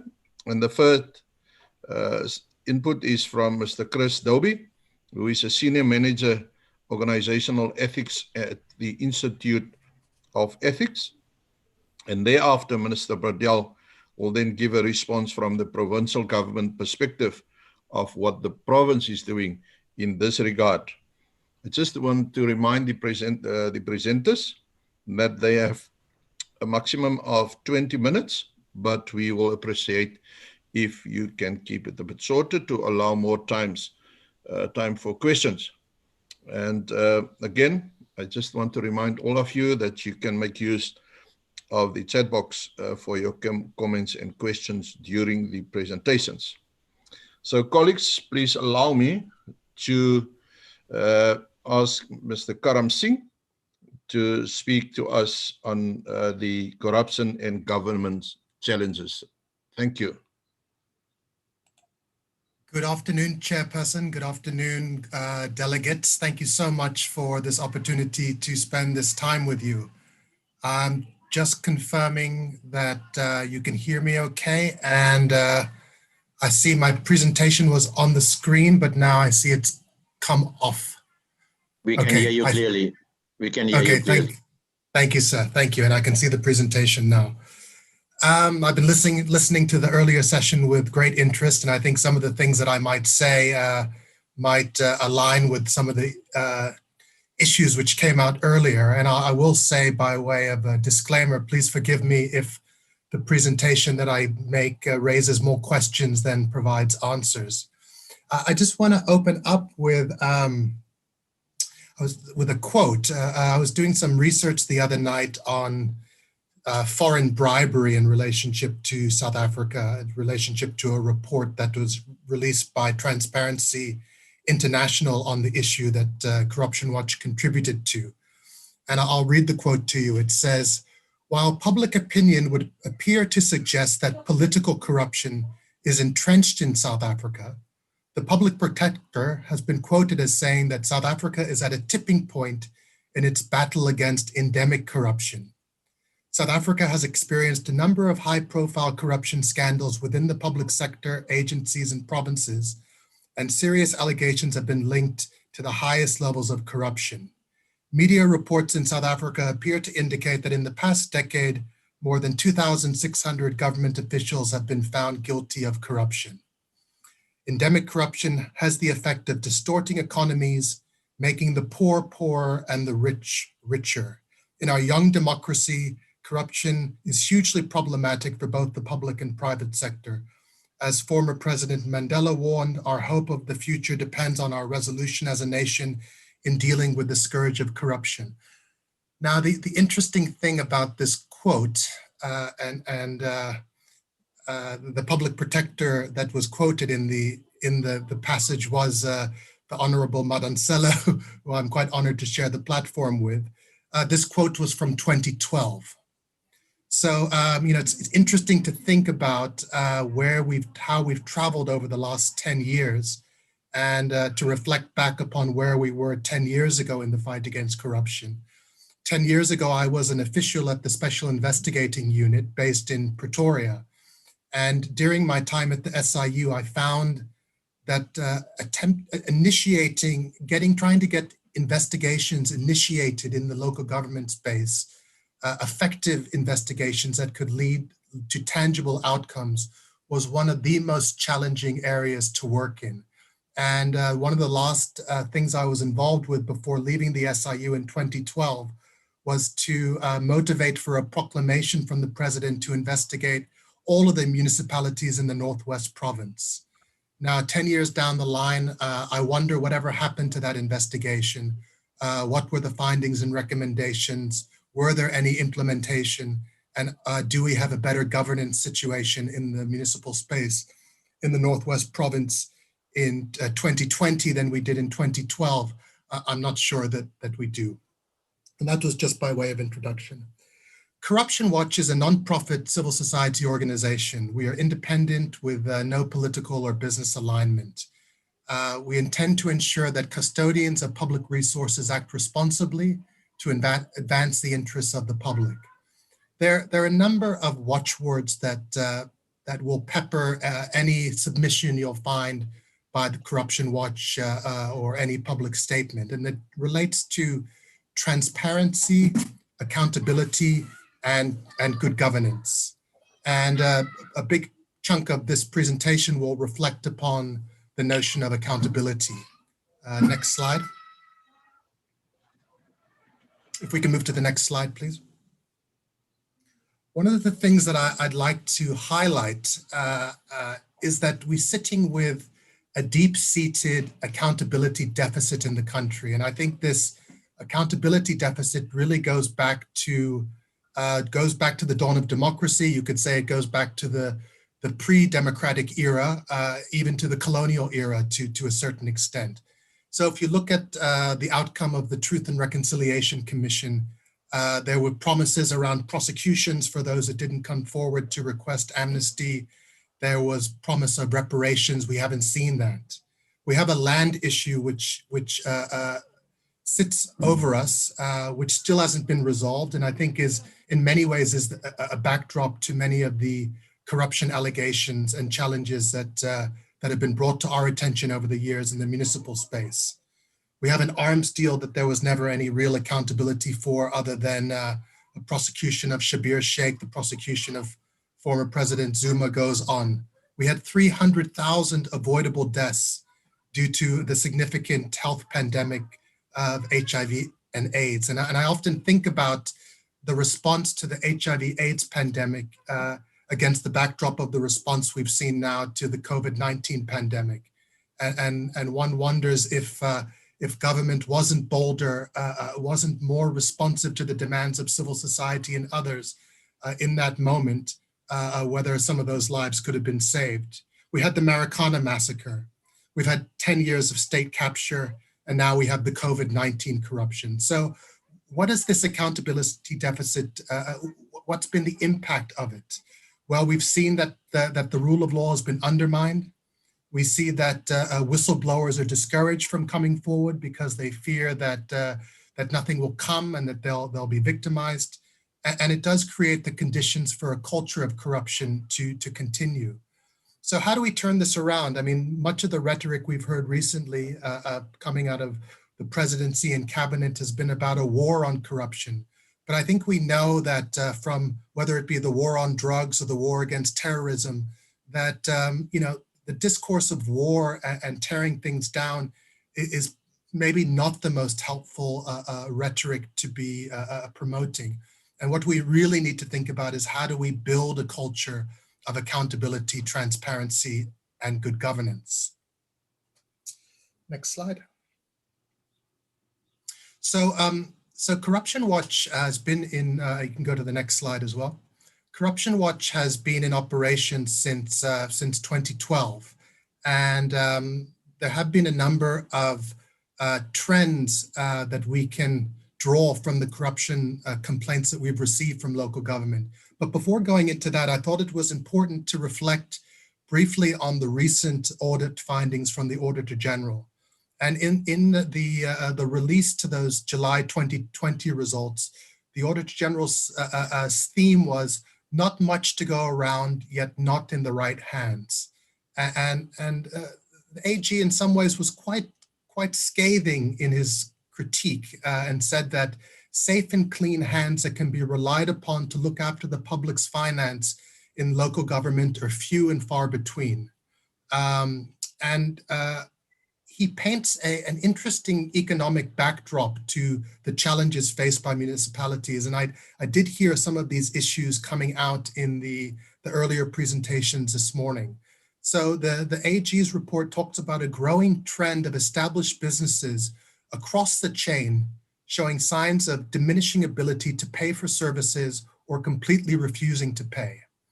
Individuals and households also feel the same pressures and are not forthcoming with payments for consumed goods and services, and that across the country, on average, 60% of the revenue that's shown in municipal books will never find its way into the bank accounts of the municipalities. Next slide. These circumstances are compounded by the fact that not all of those that are on the payroll, the municipal payroll, were brought on with the intention to directly deliver the services that are part of the municipality's plans, leaving municipalities with little else to do but to seek external help by way of consultants. The common consequence of this is that those that provide goods and services with the promise to be paid in the future have to wait for new money to be allocated for future spending before they can be paid for past deliverables. The ultimate outcome of this is an inevitable downward spiral to a financial cul-de-sac that many local municipalities and districts have already reached across the whole country, with a few and limited exceptions. While those that render services on behalf of municipalities or provide administrative and other functions continue to receive their income from the income raised from the national purse. Fundamentally, this is what characterizes the outcome, the audit outcomes and financial statements of local governments across the country. However, it should be appreciated that there are some exceptions, and the large number of those are concentrated in the Western Cape, although the AG noted that there are dotted areas of concern in the Central Karoo and in the Garden Route districts of the province. The largest concentration of clean audits remained in the Western Cape, with 45%, and 93% of the province's municipalities received unqualified opinions on their financial statements. So congratulations, colleagues, for these developments. 8 municipalities retained their clean audit status, 6 of which have maintained their status for the past 5 years. And this was the most interesting part of the Auditor General's statement, and this is really the area that I wanted to highlight. Municipalities that sustained their clean outcomes were characterized by control environments that are institutionalized, preventative in nature, and reinforced by a strong tone set by leadership. This includes operational controls that are institutionalized within their areas, within their systems, independent of individuals, which implies that staff turnover will not result in the failure of controls. In addition, there is a low tolerance by management for audit findings and a high level of accountability. And all the relevant assurance providers know their roles and do their parts in the control environment.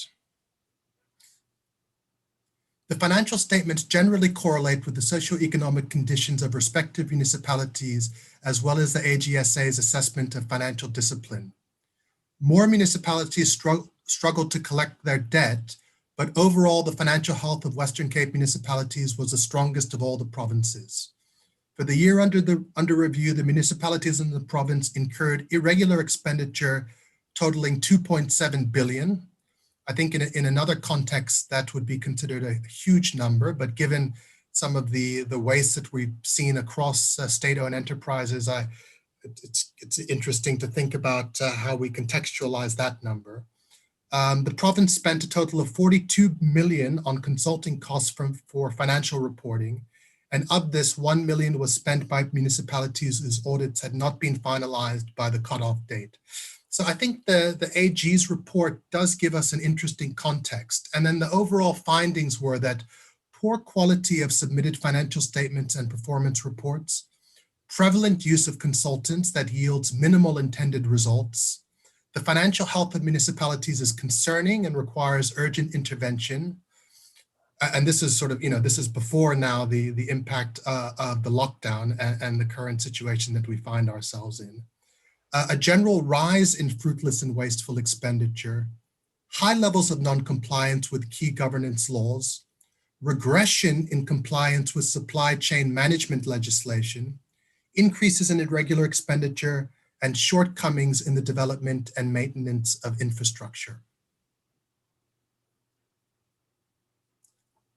Next slide, please. So where does Corruption Watch come into all of this? And how can we think about the role of civil society in assisting with law enforcement, with local government, with government departments in ameliorating this situation?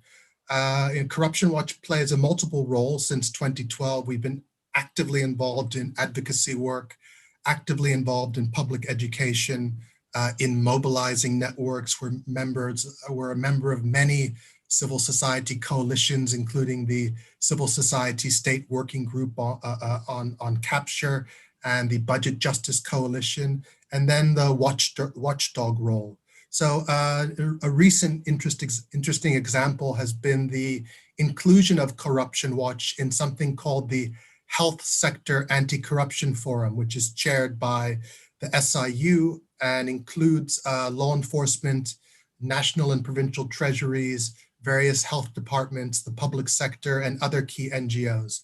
And last week, we participated in one of the I believe it was the first meeting of something called the Local Government Anti-Corruption Forum, which again would seek to bring together various stakeholders to discuss issues of concern in relationship to corruption, maladministration, and fraud. And I think the SIU is playing an important role, possibly on the fringes of their mandate, in assisting to convene these forums.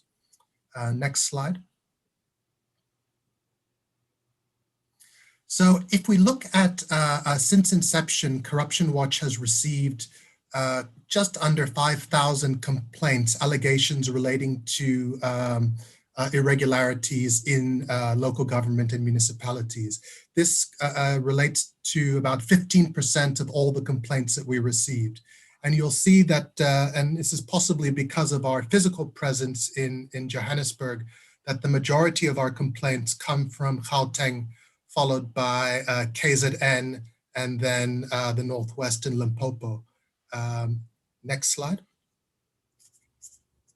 If we look at the types of allegations received, and I'm going to move to Western Cape specific slides after this, you can see a spread of the types of complaints that we receive. So the vast majority of them emanate from issues in the municipal manager's office, significant issues relating to the conduct of police, and then followed by bribery and procurement irregularities. But I think let's move on to the next couple of slides, which talk about the Western Cape, and the next slide. We've received over the years close on to 250 reports relating to local government corruption in the Western Cape. 65% of these complaints stem from the city of Cape Town. Hotspots for corruption reflect the national trend. However, corruption at the office of the municipal manager and housing and human settlements are higher than the national figure. We also see significantly high numbers in relationship to procurement. And then there's this sort of nebulous area that I want to return to at the end of the presentation on abuses of power. But I think this is somewhat telling and shows you the type of spread of complaints that whistleblowers are bringing to Corruption Watch. Next slide.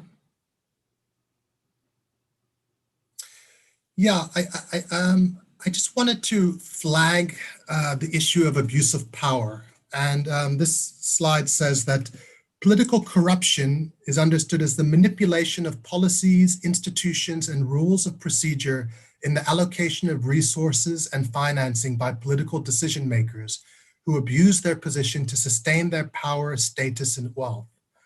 I think abuse of power is a very difficult one to pin down because it doesn't always involve the kind of naked corruption in terms of theft or bribery that we see in other instances. I think it's a very gray area, and I think all of us who've been in the working world for years can think about our own experiences with different forms of abuses of power, which kind of skirt the line of legality, but probably undoubtedly go into the area of unethical conduct. And I think, maybe this is an area that we can explore a bit in the discussion. And I think it's something that no doubt Advocate Madonsela and Chris Dobie will also reflect upon it in their presentations. Moving to the last slide. What would be some general broad recommendations around thinking about how we can improve accountability and to a certain extent, transparency. And I'd like to start off by talking about creating safe disclosure platforms. So yesterday I was able to attend a very interesting webinar hosted by Outa with Mandy Wiener and Alison Tilley and a whistleblower from South African Airways on the issue of whistleblowing. And besides talking a lot about the psychosocial trauma that whistleblowers experience and the victimization that they experience, one thing that came out very clearly is that the Protected Disclosures Act, as it currently functions, is quite limited. It's limited to the workplace context, and it perhaps doesn't broadly provide the types of protections and incentives that we would like to see in order for people to come forth and feel safe that they can make a disclosure, that their disclosures will be properly investigated, and that they will be protected throughout that process and not victimized. In my brief time at Corruption Watch over the last year or so, I've dealt with a couple of high-profile whistleblowers, including a high-profile whistleblower at Eskom, who has suffered immense trauma and victimization at the hands of Eskom as a result of protected disclosures he'd made to the Zondo Commission. Now, in the process of doing that, Eskom has continued to issue press releases, engage in non-independent investigations, which clear those who've been alleged to have victimized this individual without affording that individual any kind of right of response or even interviewing that person in the context of clearing other officials of wrongdoing and victimization. And I just use that example as something which is emblematic of a problem that we see and that we've seen for years in relationship to whistleblowers. So we need to think about creating safer disclosure platforms. We need to promote a culture within local government of active disclosures, and we need to safeguard and protect whistleblowers. On the issue of initiating legitimate investigations, I believe my experience, and this also goes back to the SIU years, is that there's a lot of politics that gets played around investigations. What matters get investigated, who gets investigated, who does the investigations, what are the mandate of those investigations. The whole process really is not satisfactory. And what we often see is that it's very difficult to get investigations initiated. When the investigations do get initiated, the mandates are cloaked so that they're not transparent, so we don't know what's being investigated. And that when investigations reports are finalized, that their findings and recommendations are not implemented. Often there's a kind of cherry picking, and sometimes investigative reports are just shelved. Nobody deals with them. So, I think as a collective, we need to think about how we can improve that situation such that the right investigations take place and that when concrete findings and recommendations come through, that they're properly implemented. And then this flows into the issue of what's commonly referred to as consequence management, ensuring that bad apples are removed, that systemic recommendations are implemented, so systems are fixed, and that there's transparency throughout the project so that civil society can monitor what's going on. Return to this notion of abuse of power and ensuring that we're able to call it out.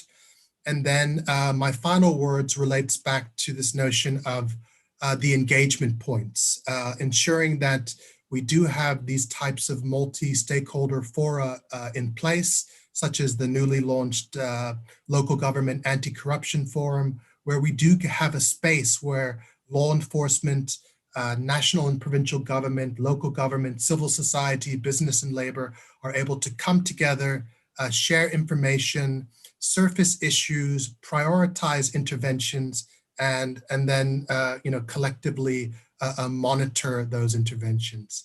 So, Chair, I think I've pushed the 20-minute limit. Again, I thank you very much for this opportunity, and I look forward to the discussion that will follow. Thank you. Thank you very much, Mr. Singh, for your presentation. Colleagues, we call on now the Honorable Professor Advocate Tuli Madonsela to address the Assembly on governance and ethical leadership in local government. Thank you, Professor.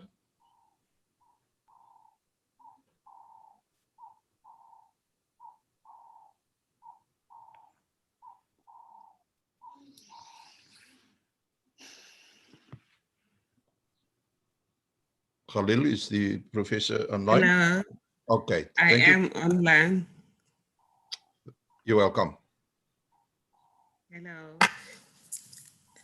Thank you, sir, for the privilege to address this important event. And thank you for incorporating considerations of ethical governance in your conversation. I'm particularly grateful for this privilege because we are talking to SALGA, or we have been talking to SALGA about collaboration in using evidence-based planning for local government. And my colleague, Dr. Padi Likhotla, will be speaking about that. And why is that important is that ethical governance is linked to fidelity to your mandate. And where do we get our mandate from a governance point of view? We get our mandate from the Constitution. Let me start by noting the fact that we live in unprecedented times. And those unprecedented times bring unprecedented challenges.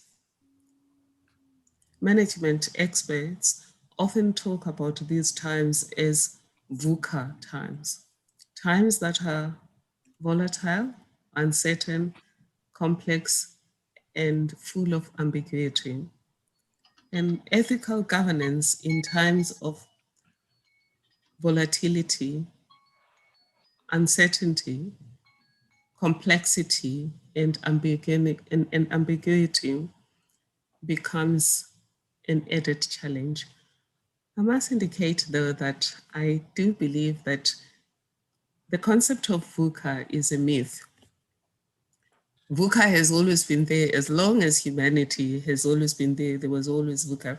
Imagine worrying about whether a saber-toothed tiger is about to eat you, or a lion is going to eat you, or a leopard. That would still create a volatile, uncertain, complex, and ambiguous world. And ambiguous would be when you're dealing with snakes, you're not always sure whether the snake you're about to encounter is one that is venomous or is not venomous. And in a light-hearted way, I am suggesting that to say that the complexities of our time are new is an overstatement of these complexities. I must say, though, that we are having VUCA on steroids in that change during our time has become much more faster and much more unpredictable. And therefore, the ethical challenges and the governance challenges of our time require agile decision-making. And that agile decision-making still has to be ethical and in line with the governance framework that you would have been required to operate under. So let's start by just talking about one of my favorite childhood stories, and it's a story of King Nene. We call them fables. King Nene was a ruler who was aware that his time on earth was diminishing and he needed somebody to succeed him. He only had girls, and the rules of his community were sexist in that the girls could not succeed him as rulers of that community. And you note that I'm talking ruler, he wasn't a governor, and we talk about governance, but during those days, people ruled, and in other words, it was autocracy, which we don't expect from local governance, provincial governance, and national governance. We expect people to govern with the people. And so in the case of King Nene, he then enlisted the support of his community to assist him to find a successor. They found 3 competent young persons who were equally competent. He needed to find a way to distinguish the one to succeed him. And then he then gave all of them a task of going to plant 3 seeds and gave them 5 years to come back with fruits from that seed. And indeed, they all went away and they came back 5 years later. 5 years later, the first one came and he was joyful, and he told the king that he had planted the seeds. 2 didn't germinate, 1 did, and here are the fruits. The second one came, he said to the king, I've done the task. I've planted the seeds and all of them germinated, and I've got the best fruits in the land, and gave the king the seeds. What if you were King Nene? Who of the 3 young persons were you going to appoint as your successor? It really depends on what did you want from them. And I think if we're talking about ethical governance, it's both about delivery of what the people signed up for and delivering those things through a proper system of rules and processes that are part of your governance system. It's also about ethical conduct, which is doing the right thing the right way, not because somebody's watching, just because it's the right thing to do. So in this case, King Nene appointed the last one, the one who came and said, sorry, Sam, none of your seeds germinated. I did everything I could. And the reason he appointed the last one was because the challenge was not a challenge of doing everything you can do to win the Machiavellian way, because there is a way of governing the Machiavellian way. But in the case of King Nene, he wanted to leave his kingdom in the hands of an upright leader who would not make his people go for shortcuts that will eventually undermine sustainability. So we're having this conversation about ethical governance and leadership at a time where in local government, as we've heard from the speaker just before me, is in turbulence. And a lot of that turbulence has to do with the fact that people don't follow the rules. There's also theft, there's also corruption, and there's just generally complaints of improper governance. But some of those complaints are not just about corruption, theft, and not following the rules. Some of those complaints have to do with not delivering what government exists for. Because you will agree with me that you can govern according to the right procedures and systems. That's not enough. You still need to make sure that you deliver what government is for. So where do we find the playbook for ethical governance? My view is the playbook for ethical governance is the Constitution. The Constitution of South Africa is one of the best constitutions in the world. It sets out the vision of the society it seeks to build.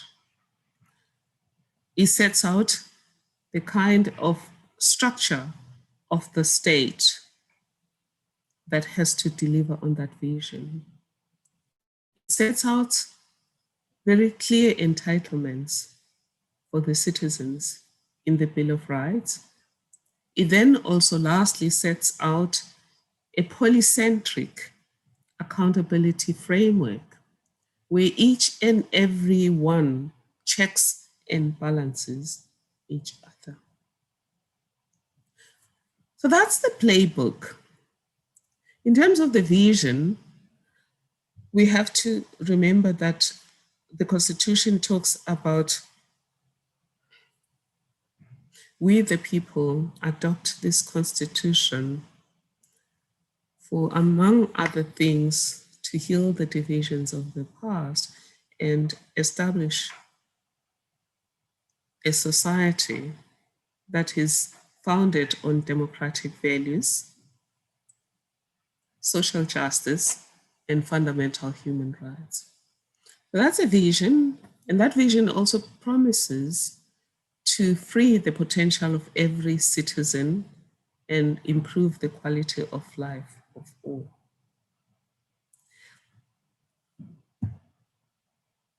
It's very clear about the character of the state, and that's where ethical governance comes in. The character of the state is found in various provisions of the Constitution.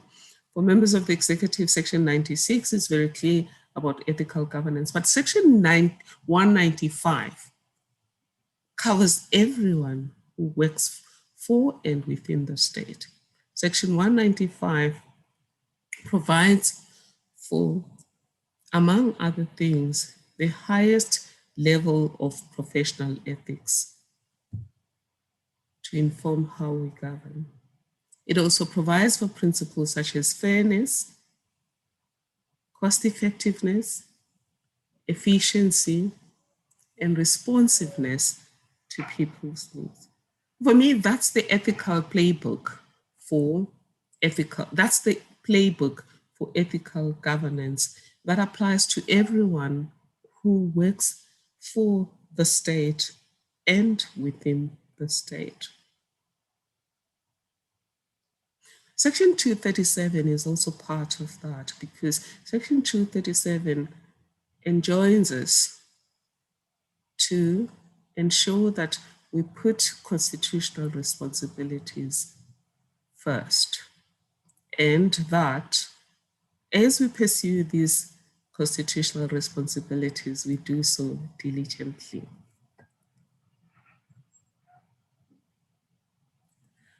The question, therefore, is what are the reasons for ethical lapses in the governance? Some of these matters were covered in the preceding presentation: corruption, maladministration, etc. Why does it happen?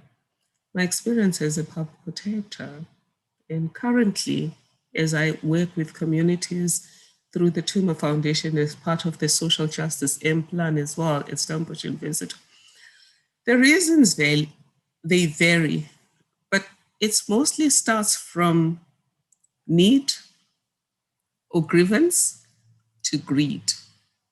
A lot of people that end up doing wrong things in government, they either feel they have a need for something or they have a grievance about something.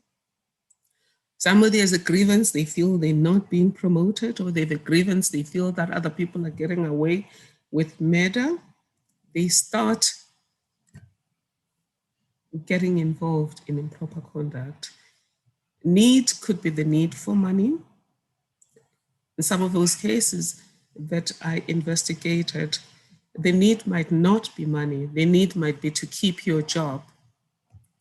In front of me, for example, I have a book written by a young woman by the name of Figile Hlachwayo, Black Stew Caravan, which is something she wrote after she had been fired for practically using too much toilet paper.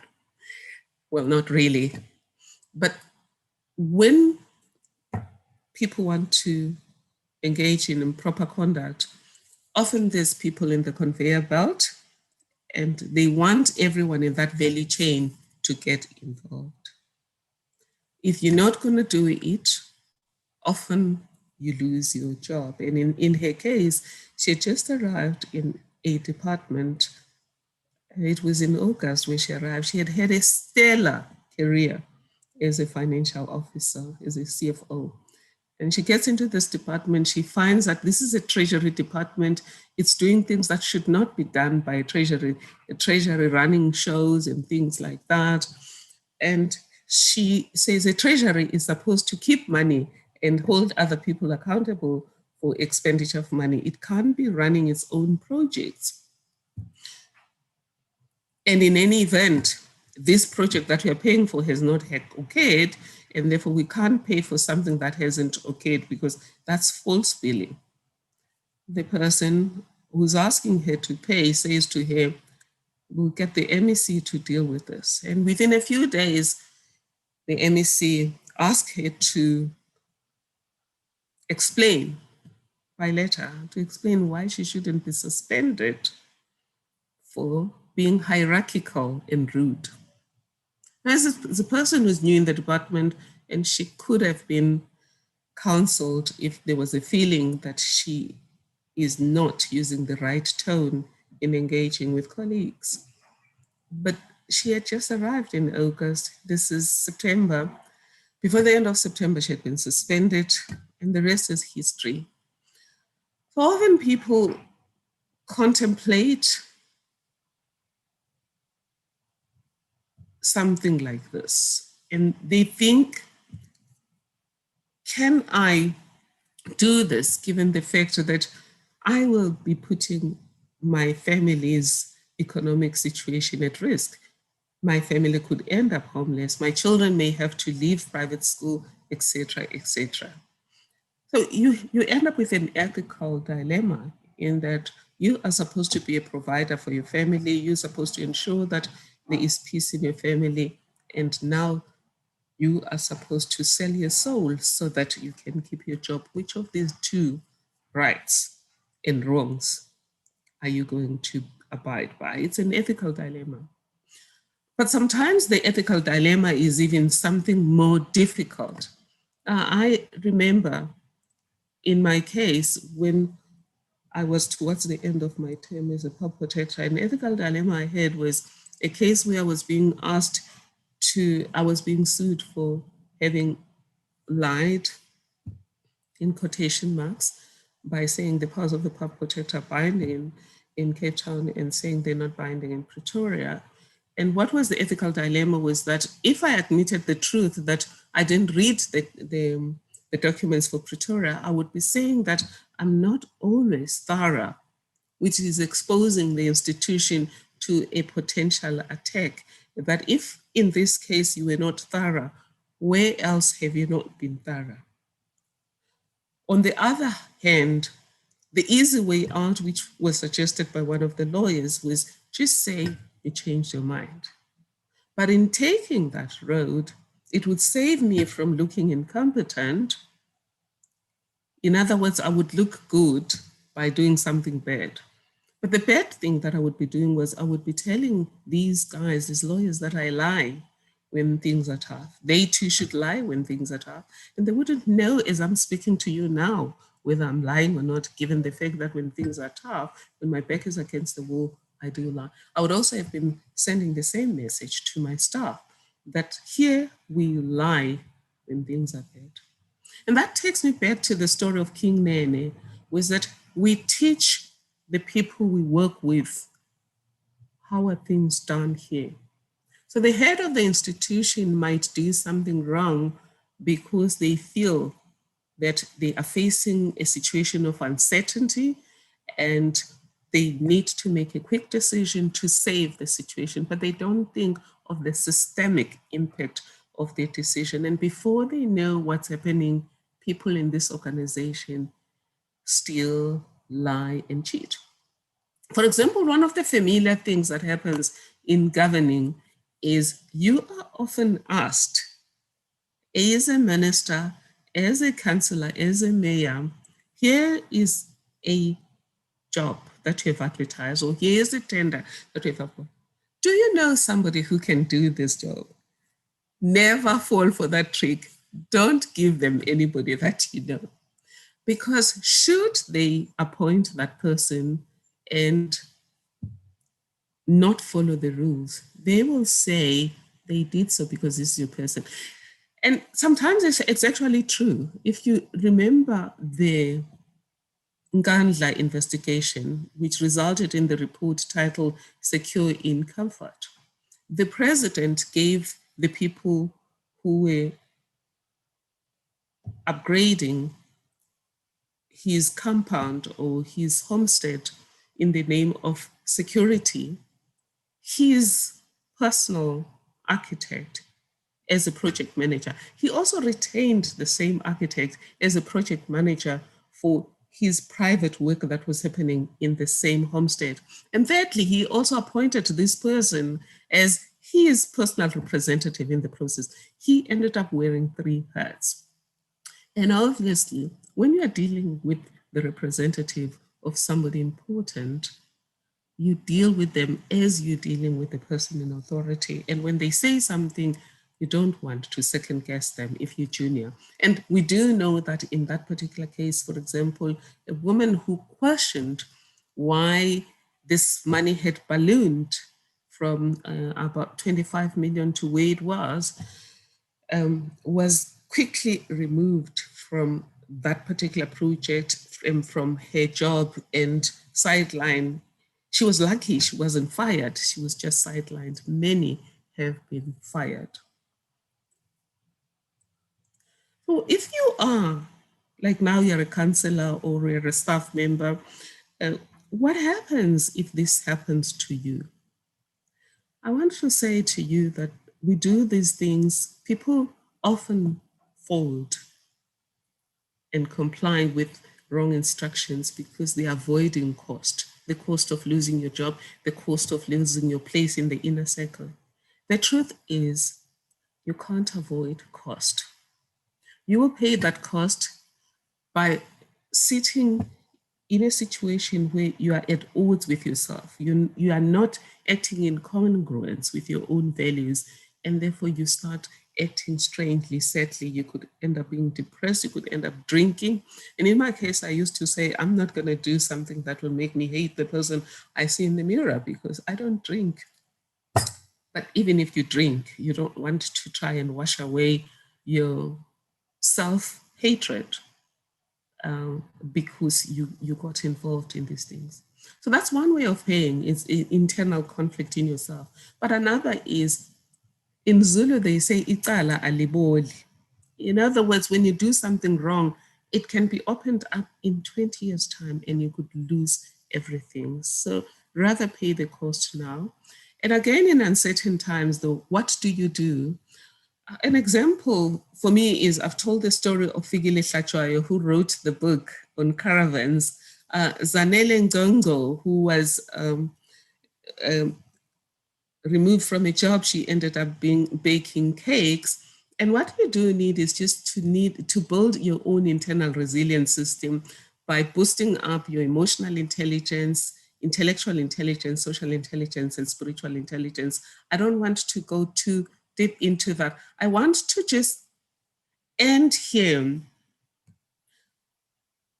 with introducing you very quickly with something we generated at the Pub Protector South Africa and we've perfected at the Tuma Foundation. But we're calling for ethical governance. And at the core of ethical governance are two things. It is the ability to lead properly, which is the art of influencing and inspiring yourself and others to think and act in a particular way. So that's leadership. The other part is governance, which is understanding systems and processes and operating within those systems and processes. What we've found helps you to do that is to embrace something that we call the EPIC leadership code. It's like a Rotary code, or it's like the Rotary motto. Before you do anything, ma'am or sir, ask yourself, is this ethical? In other words, is it the right thing to do the right way? And not because somebody is going to see me, not because I'm going to be arrested, but is it the right thing? Where do you find right and wrong? I say you find right and wrong in the Constitution if you're working for government. If you are a professional, you will find right and wrong also in your professional code. So it's the government broad framework, it's also your code for your profession. If you're an architect, if you're an engineer, if you're a doctor, if you're a lawyer, you would also have a professional code that tells you about right and wrong. If you're a counselor, there'll also be a code for a counselor. My only warning to you is if your own code has a low threshold and sometimes it endorses wrongdoing, go for a higher threshold. And I've seen people end up losing their careers because they would say, oh, there's no conflict of interest here. I mean, one case, for example, the person said there was no conflict of interest because the person she pushed to get a tender was a business partner in business A, and for the tender, he was tendering with business B. And we said, no, but you should have disclosed to the team that this person is a business partner, and she didn't believe us. When she took this matter to court, the court agreed with me because it's obvious. If somebody is my church member and they are coming to me to make a decision in my organization, I will be wearing two hats. The hat of being a fellow church member of this person and the hat of being a representative of Stellenbosch University. And I would have to know that in this particular case, I may have to find myself leaning towards one of the two. And therefore, my colleagues need to know that, so that if, for example, I tend to give too much credit to this person, they will know that, oh, actually, this person is a church member. And so it doesn't have to be financial. It can be anything that makes you wear two hats. It becomes part of your reference template for ethics. I also want you to know that ethics is not just about honesty, although honesty is important. It's not just about following the rules of your profession, although following the rules of your profession is important. It is also, though, about fairness and social justice. Social justice is part of our foundational principles as a state, and therefore it's unethical, for example, to discriminate. It's unethical to favor certain people. It's also unethical not to address imbalances of the past. And in this case, gender matters, race matters. I've heard other people saying that, for example, when there's an issue of race, we should not categorize people by race, because if we do so, we cement the imbalances of the past, or we cement the hardening of hearts, the divisions of the past. I would ask you that by calling people men and women, do we cement or harden the imbalances of the past? By calling people young and old, do we cement the imbalances of the past? By calling a person disabled and non-disabled, do we cement the imbalance? In fact, if we don't recognize these indifferences, if we are indifferent to difference and disadvantage, that is when we cement imbalances of the past. And in doing so, we are unconstitutional because our constitution calls us to advance social justice. And anything that is indifferent to difference and disadvantage undermines our quest to achieve a socially just society where everyone's potential is freed and everyone's life is improved. So that's the ethical side of it. Then the second thing you have to ask yourself is purpose. And this applies to you, colleagues, as you deal a lot with IDP, ethical governance. I have seen sometimes with IDPs that it's really a collection of a wish list. Both at Stellenbosch University and at the Tuma Foundation, we say that's wrong. You've got to help work with the people, the community you're working with, which is a governance process, to envision the future. What does the future look like when it resembles what the Constitution talks about, what the Sustainable Development Goals talk about, what the IDP talks about, where everyone's potential is freed, where there's shared prosperity, when there's sustainable development? What does the future look like?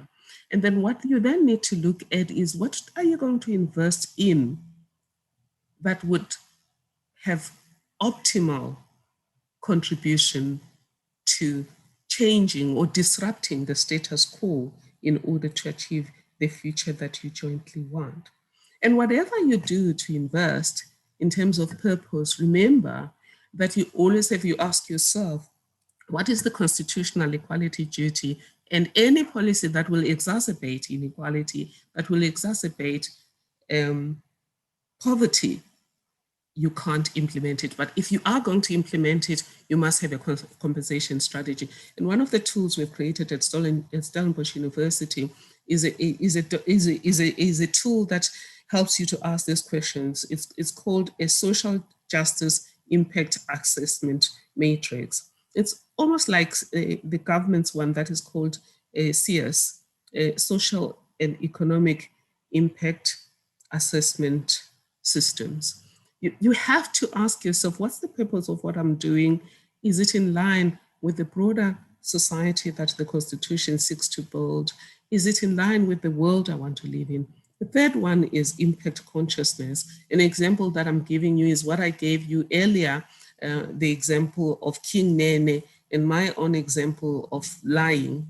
Just be sure that whatever you do is in line with purpose, but it also does not create a systemic impact that undermines what you're trying to build. Lastly, committed to serve. You've got to ask yourself, is what I'm about to do part of being committed to serve? And not just to serve yourself, and not to serve people like you, which is justice is just us, but committed to serve everyone, including people who have never voted for you and people who will never vote for you. Because once you're in government, you're governing for everyone, and the power you exercise belongs to everyone. And you can't push resources to constituencies that vote for you or they're likely to vote for you. That is called by the World Bank clientelism, and that is unethical.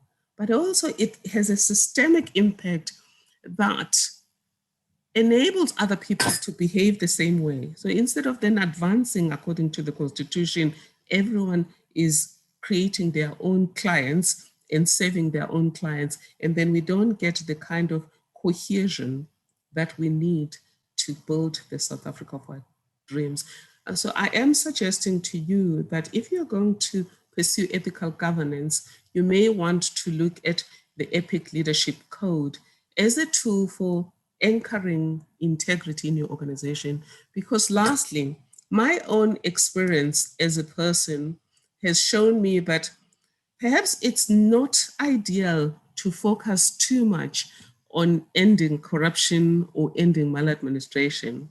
What we need to focus on is to build organizations that are anchored in integrity. And if we do so, corruption, maladministration, and all bad governance is going to fall. Thank you for this privilege. I do believe that with good governance that is anchored in ethics, we can make the next decade a decade of shared prosperity.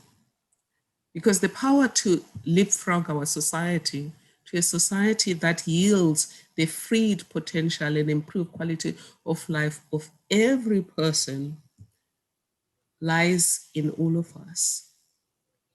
It lies in all of us pursuing social justice, integrity, and ultimately good governance that is anchored in democratic governance.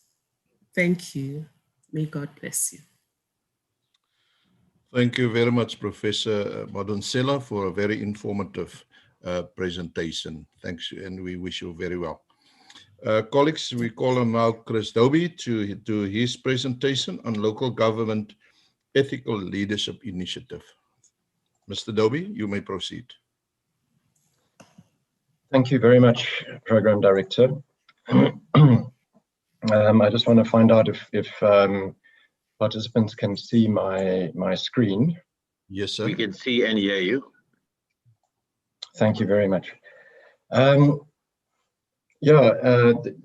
really appreciate the opportunity to speak to the Provincial Members Assembly. I'm Chris Dobie from the Ethics Institute, and the Professor Madonsela just spoke about fairness, and I just have a concern about how fair it is to make me speak after someone with that level of wisdom. So just a bit of tongue-in-cheek, but no, thank you very much for the opportunity. I want to talk to you today about the Local Government Ethical Leadership Initiative. Now, this is an initiative that we started together with the Department for Cooperative Governance, with SALGA and the Moral Regeneration Movement. It's quite a long-term project that we have, and let me, in overview, what we want to do is to have a national dialogue on ethical leadership that translates into a code for ethical governance in local government specifically. So in other words, it's something that's particularly focused on local government.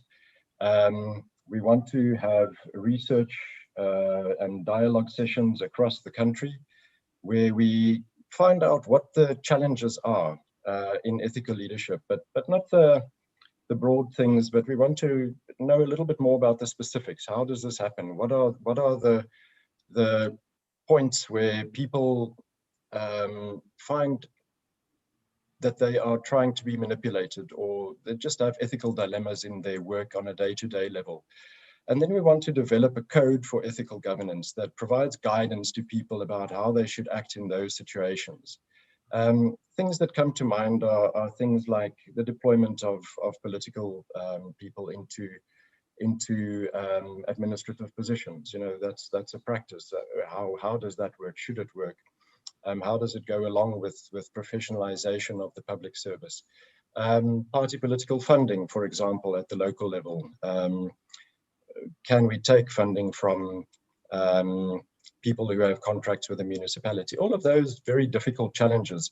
The relationship between administrators and councillors. There's a lot of challenges in that space. So yeah, we launched this project. I went back today just to see when my first concept note was written, and it was in fact in March 2017. So since then, we've worked a lot with our partners, with COGTA, SALGA, and the Moral Regeneration Movement. And we've come a long way. And I just want to talk you through the project a little bit, the need for the project, and also then just the road forward. How are we going to start rolling it out? So I want to start off with this slide, which basically suggests that you get 10% of people who are good people. They're always going to do the right thing. They never bend the rules. They are just the straight and narrow people. Then you get 10% of people who are bad apples. And they are the ones who are always going to try and bend the rules to their own benefit. But the majority of us sit in the middle category, in that we are decent but dubious. So in other words, we will try to do the right thing as much as we can, but we are also likely to go in the direction of our peers. So in other words, we'll start behaving the way our peers behave.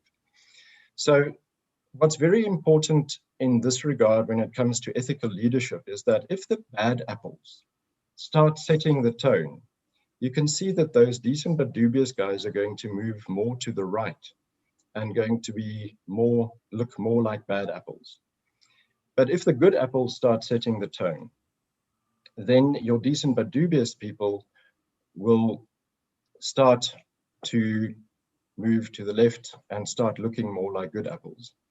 So if you find a well-governed organization, it's very likely that that organization is led by good apples or decent but dubious people who have good intent, and the tone there is set in the right way. Then the other thing that's important is obviously to manage ethics effectively in the organization. And when people behave wrong, we should have consequences for that. So in other words, we should get rid of the bad apples in the organizations. And that's the reactive thing. But our predominant approach, as Professor Madonsela has indicated, should be on building ethical organizations.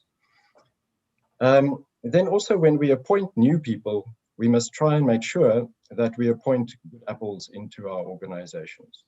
We don't appoint the people who are politically connected or whatever the case might be. We appoint the right people with the right qualifications and who are right for doing the job. So yeah, that's just in broad background as an indication just of the importance of ethical leadership and how ethical leadership can have an influence on the majority of people who are decent but dubious, but can very definitely look like good apples in any well-governed organization.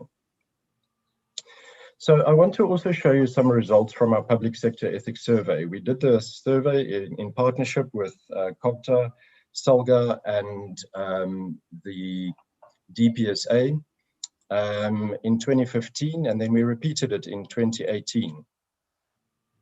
You can see there that we had about 8,750 respondents, so it's quite a large sample. In fact, it's a very large sample for a survey of this kind. And you can see the distribution there in the provinces, but also in the different spheres of government.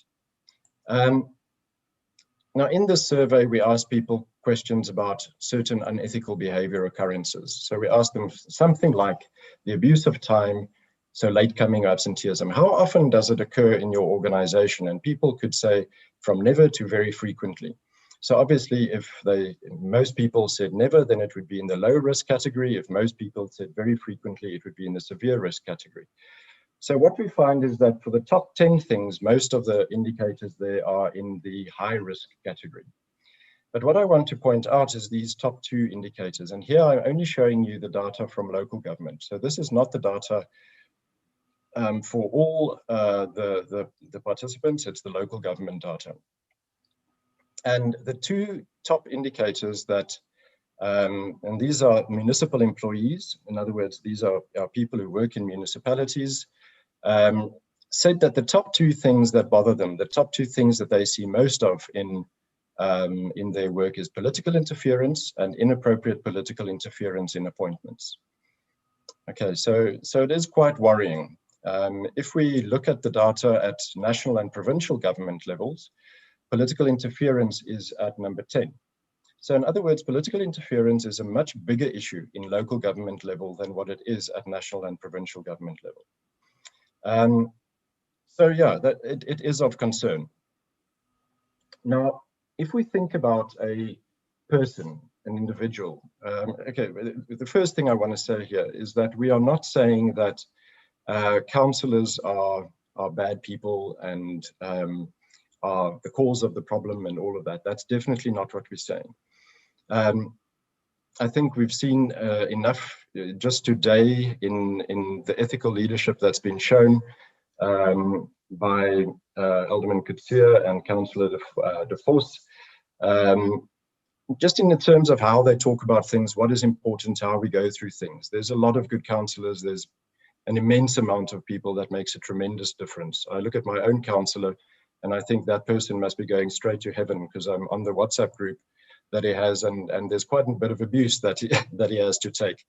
But if you are, what we're saying is that that level of leadership, and it's both political and administrative leadership in local government, is a very challenging area to be in. There are a lot of pressures there, and it's not always easy to make the right decisions. And that's where the Code for Ethical Governance hopefully can start to give some guidance. So people are generally influenced by their religion, their culture, and their moral development and skills and their values in terms of how they make decisions. So they are guided by these things. But there are also other aspects that are going to influence them. For example, what position do they hold in the organization? What is the relationship with that they have in terms of power relations? So the institutional factors at play, where do they fit into the hierarchy of things? The group pressure. So what is the environment like within which I operate? And, are there more good apples and bad apples? And then the external pressures from my environment. So all of these things have an impact at the end of the day about how a person behaves. And in a municipality, there are a lot of forces at play. The thing that should guide our behavior as municipal officials and councillors the most should be community interests. But these are also not homogeneous. And there are a lot of challenges in this leadership space. Firstly, you've got your administrative leaders, your management of the organization, and then you've got your political leaders as well. And obviously, you've already got two power bases, and it's quite difficult to maintain how all of that works in the municipality. Then for individual councillors, you'll have ward interests. In other words, I want my ward's interest to trump the interests of other people's wards. That becomes an important factor. Then I've got the interests of party political caucuses. In other words, I feel one way, but my caucus says I should go in another direction. I have the interests of party political branches that say certain things and want to guide in certain areas.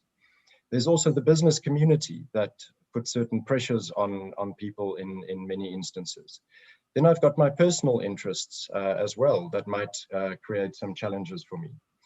And we find the issue of interference between the political and the administrative space. Sometimes it relates to appointments, sometimes it relates to tenders. And sometimes, of course, it relates to very legitimate needs for the ward and community interest as well. But as you can see, the picture I'm trying to create there is that there are a lot of forces at play and a lot of different things that might guide someone's behavior. And these things are quite difficult to navigate. It's not an easy task. So what we are suggesting is that there's a need for a national dialogue to identify things such as, what does ethical leadership entail in municipalities? So what should it look like? If you think about good leaders that you have seen in your space, I'd love to hear the stories that people can tell us about the good leaders that they have seen and what those leaders embody. What does it look like in municipalities? But also then the ethical challenges of local government leadership. Where have you felt pressure to bypass rules? Where have you felt pressure to do things that might be against your conscience? And what are some of those issues that we need to deal with? Also, the structural factors that give rise to some of these challenges. So it's not necessarily that it's just individuals, but there are also structural factors that could lead to some of the challenges. And then lastly, how do we create an environment where ethical leadership can thrive? What principles should we follow? And should we have some changes in the structure of things to make that happen a lot better? And all of that will then input into the Code for Ethical Governance in municipalities. So yeah, that's the need for it. It aligns with the 2016 Local Government Anti-Corruption Strategy, where the first thing that the Local Government Anti-Corruption Strategy talks about is ethical leadership. And it says that a national dialogue should be facilitated on governance and ethical leadership in municipalities to determine the values and principles for ethical governance in municipalities. The process should culminate in a widely consulted document that specifies not only abstract values, but specifically how to operationalize good governance and ethical leadership in practice. So, to a large extent, we are doing this and giving effect to the first aspect or the first provision of the local government anti-corruption strategy, to develop such a code for good governance. So if we envisage this code, you might say, but there's already a code of conduct for councillors and there's already a code of conduct for municipal staff members. So what we're envisaging here is something that's quite different from the code of conduct for councillors and the code of conduct for staff members. It's more a governance code. So if you think about the King Code for Corporate Governance in South Africa, which applies to the business community predominantly, although the principles should apply to everyone, but it's not specific enough for dealing with the intricacies of local government ethical challenges.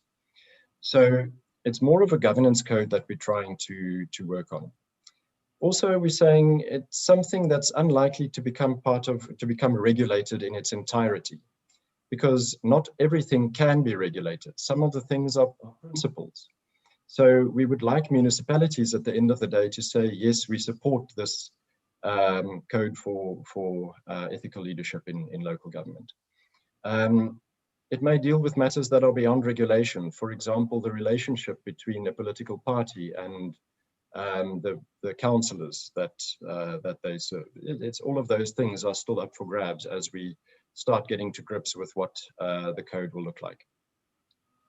Some elements, however, may be taken forward into changed or updated regulations.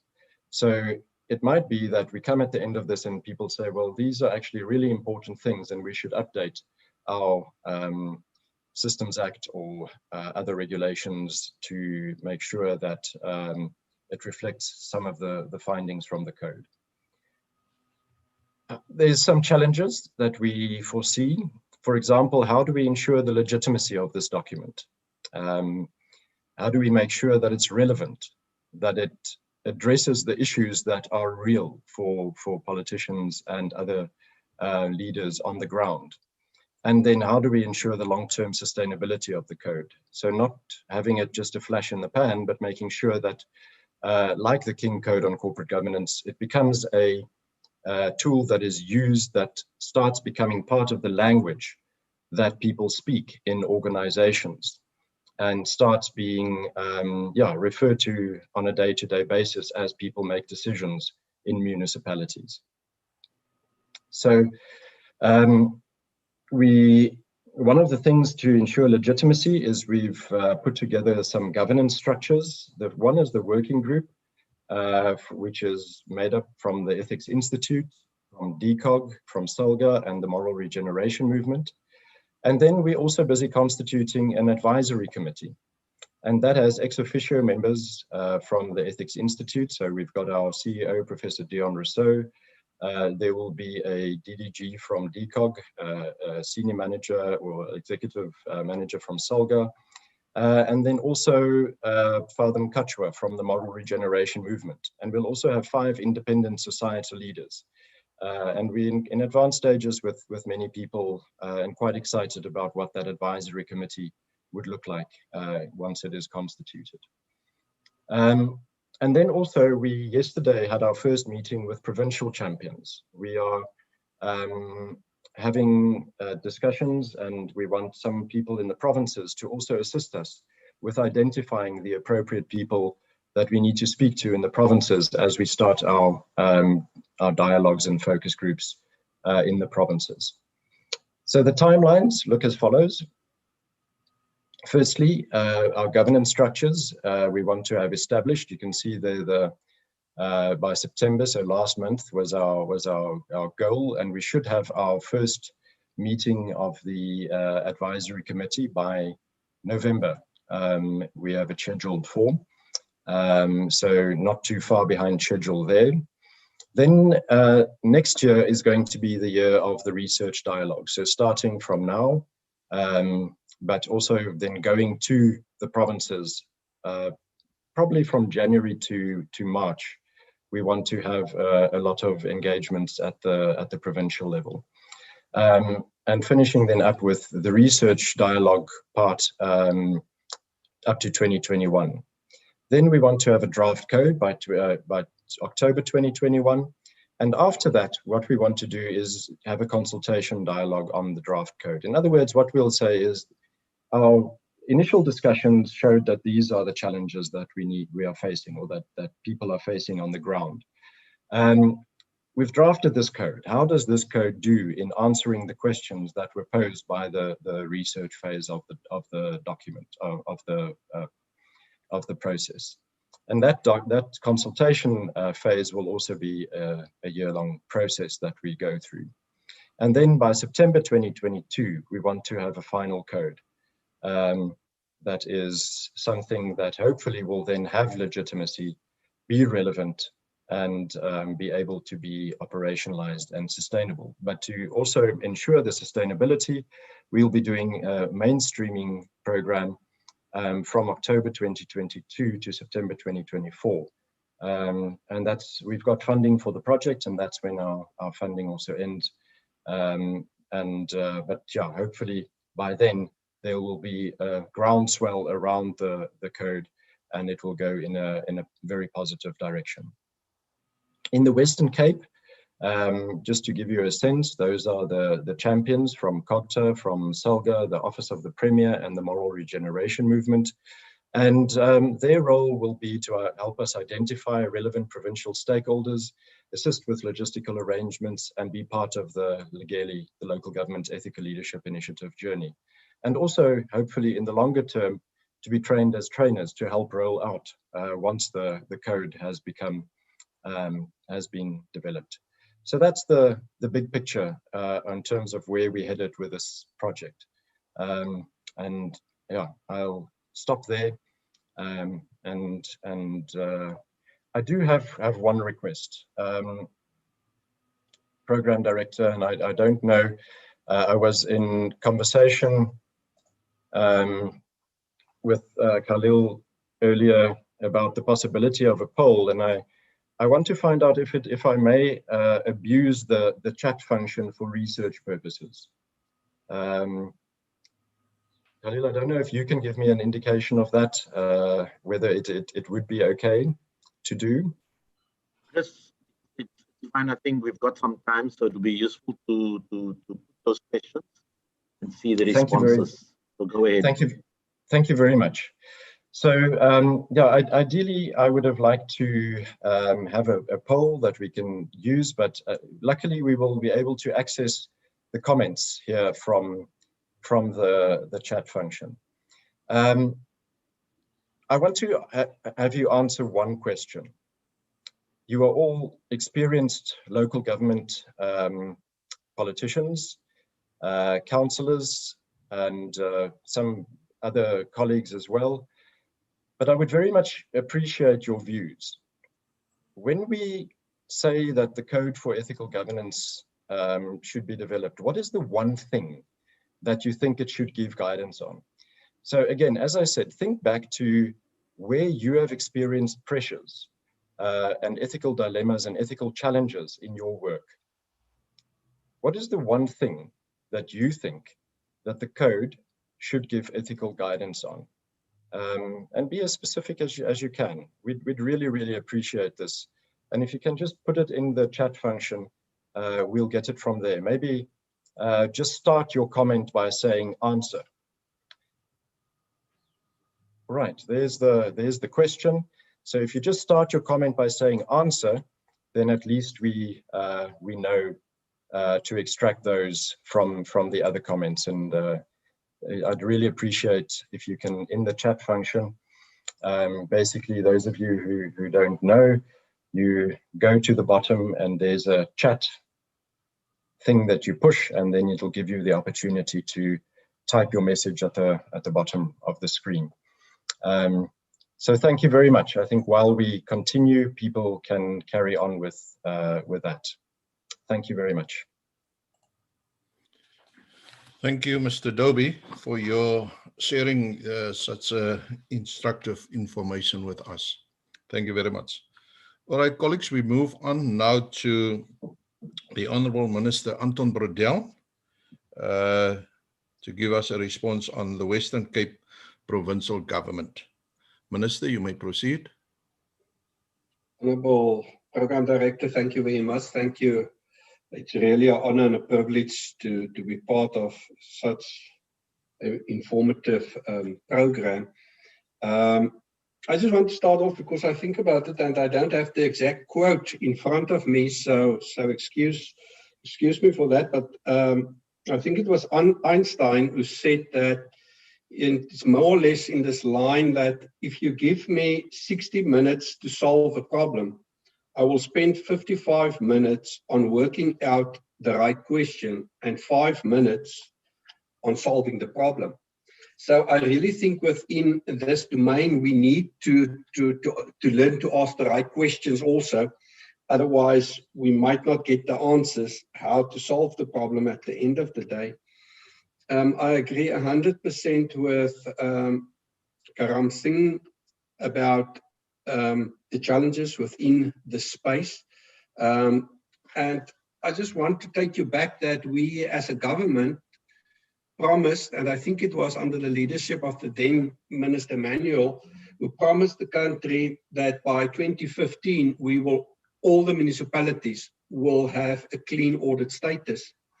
Now, saying that, we must remember that clean audit is not a golden ticket, but it's a very, very good start. I also think that in this process, we need to pull the office of the AG in closer. I had many discussions and debates with the AG's office because our financial experts do tend to walk into this trap that they want to point out what is wrong, but they're not part of solving the problems. And the AG's office got just as a bigger responsibility to help us solve the problems than to just point them out. So it's crucial to make them part of the discussions. There was 1 or 2 slides, the slide that speaks to the 36% of MMs and 14% of abuse of power. If you add it up, that's 50% and where the corruption might come from. And obviously, we're very worried because we see the tendency more and more. One thing that I'm grappling with also, and I think it's something that we need to talk going forward, is also what about false statements and false disclaimers against the people? Because people, we're not angels, and you can be a whistleblower and you destroyed somebody's life on a false claim because you just got something against that person. And there needs to be a consequence for false whistleblowing as well. As important to protect the real whistleblowers. I agree 100% with that. That's all, yeah.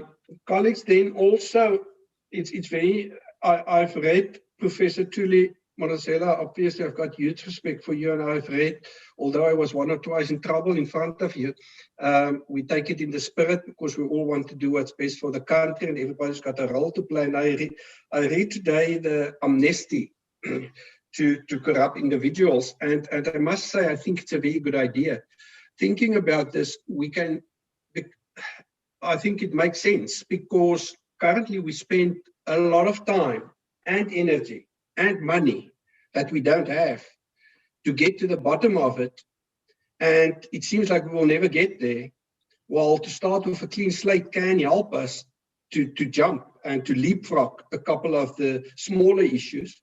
But we will first need to implement a new system with new rules and new criteria, because otherwise we will just reinvent the system that we're in. But I think that was a very delightful reading for me. Doing the right thing is something that I always tell our councillors when we do training. It's crucial that, and I think individuals are actually inherently born with knowing what is the right thing to do. Its circumstances do change some of our behaviors, And we need to understand that. And when you talk about the two pillars of the need and greed, obviously we don't have any patience with the greed side of it. But the need side, I just wonder if we must not also add to, because I think it's part of asking the right question, and that is uncertainty.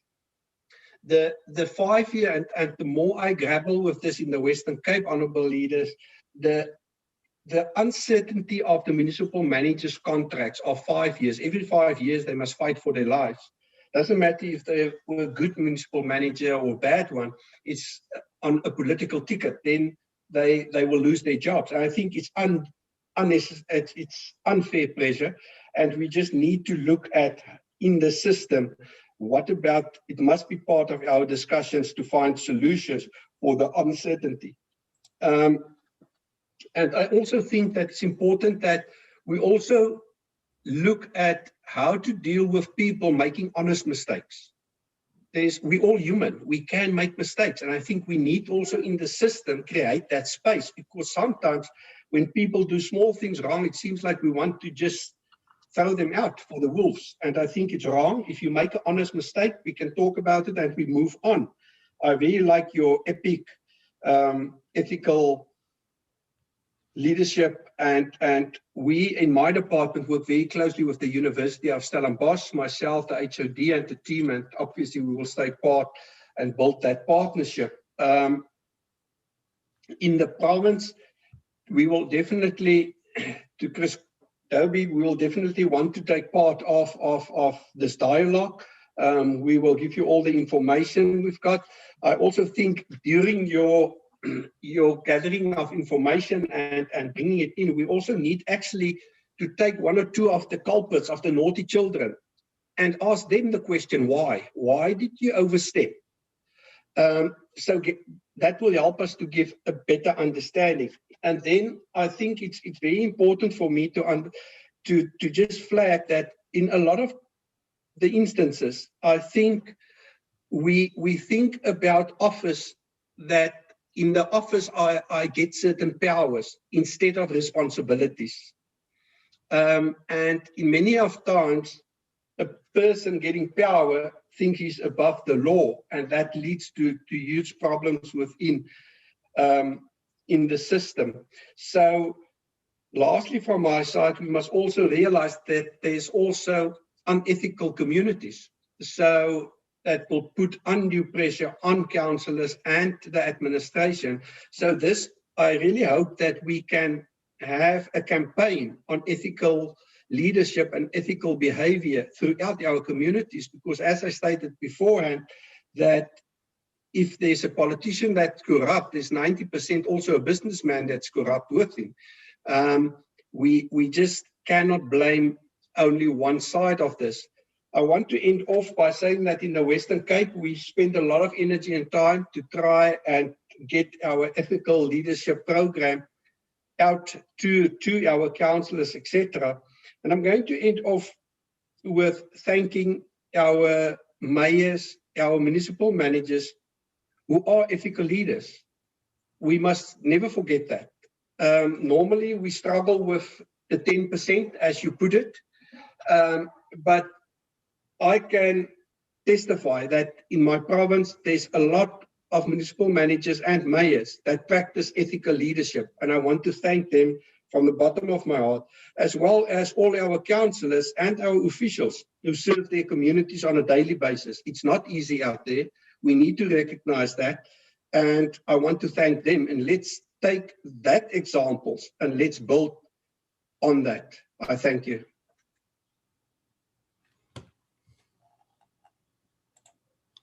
Thank you very much, MEC Bradell, for your contribution. Colleagues, the floor is open now for questions and comments. Again, please keep it short and to the point. Just raise your hand, your blue hand on the screen, and we will give you the opportunity. Please put your question or your concern straight to the relevant person. The first hand I saw was, okay, there's Dr. Annelie Rabe and Mr. Derek Hendriksen.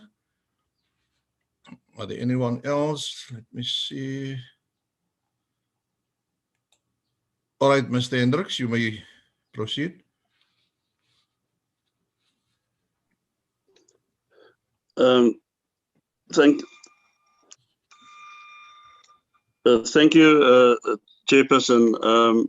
First of all, I think I must thank you, Chair, and the Program Director to put this very important topic onto the agenda and opening, in fact, with this is very important, especially in today's climate that we find ourselves in the news and all over the world, what is happening.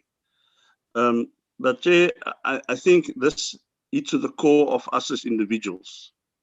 You know, it's only us as individuals that can address and take the ethical stand on things, and that's how we can lead our communities and our parties wherever we represent. But I just want to touch on a couple of things. You know, the issue of Mr. Karam Singh, I had the pleasure of engaging in him. I think it was way back in 2010 when he came to visit Stellenbosch, and there was issues about the whole 2010 soccer thing that the SIU investigated. And I just want to say nothing in Stellenbosch has been concluded by the SIU about the recommendations that was done. So I think he pointed out, you know, what happens with the SIU recommendations and reports. So in real, practically, I can say that sentiment because it has not been resolved what the SIU has picked up in Stellenbosch. But the other thing is on what is mentioned about the AG and accountability and anti-corruption. You know, we as councillors and the public out there can only hold politicians and the administration accountable if there is transparency. And Professor Thule has also touched on the issue of the constitution that's a basis of how we should operate in our country and especially how local government must operate. And we've got the best legislations about transparency. And people can only be held accountable when there is transparency. When local government, specifically where we act, are transparent and put all the documents that they are required to put in the public domain, to put it out there timelessly, being it supply chain, being it all sorts of reports. It must be there in the public domain as prescribed in our constitution and various legislations. Then only people can be held accountable for whatever the public or politicians put out there. But Chair, I want to conclude on the issue about the AG. What has been outstanding for the AGs now, for the couple of years, there was the promise that they will also do an audit on service delivery, and not just on the technical things of annual financial statements and how the councils has done adjustment budgets and dealt with Section 32 investigations. Was to check, did they do the service delivery as promised in the original budget? And that is lacking. But then there's also the issue of the management report. The AG and Minister Riddell in our province must come out clear about the availability of that, because you'll see certain municipalities in the province put the management reports on to the municipal websites. It's there for the public to see. Naisna, I think Matsikama and others do that. But certain municipalities just don't want to disclose it. Not even to a full council, when that is a requirement in terms of law.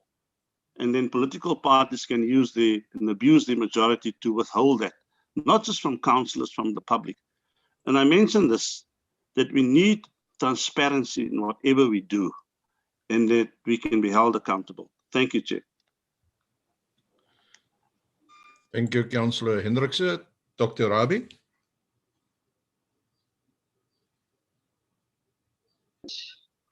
Thank you, Chairperson. My colleague Hendrikse has mentioned quite a few of the issues that I wanted to raise, but I would therefore just would like to flag two issues. The one is that we need a criminal justice response that is fast, that ensures swift justice, so that the whole issue of consequence management actually means something.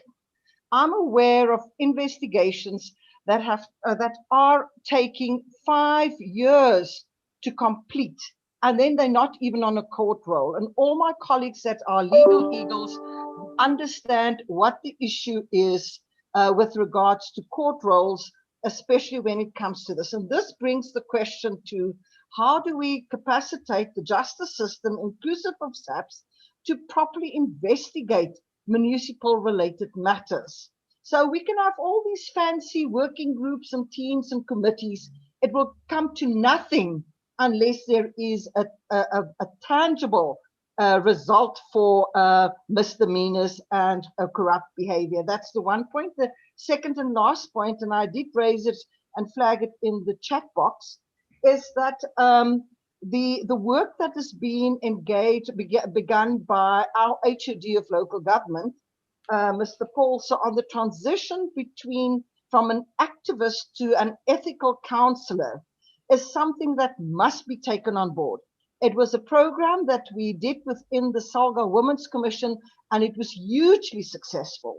And that conversation indicated amongst the female counselors across the political divide what issues they have to deal with to become an ethical politician and an ethical counselor. So please let us not lose that excellent work and the platform that was already created in the SALGA Women's Commission to further that conversation in the Western Cape. Thank you, Chairperson. Thank you, Dr. Rabe. Councillor Limburg.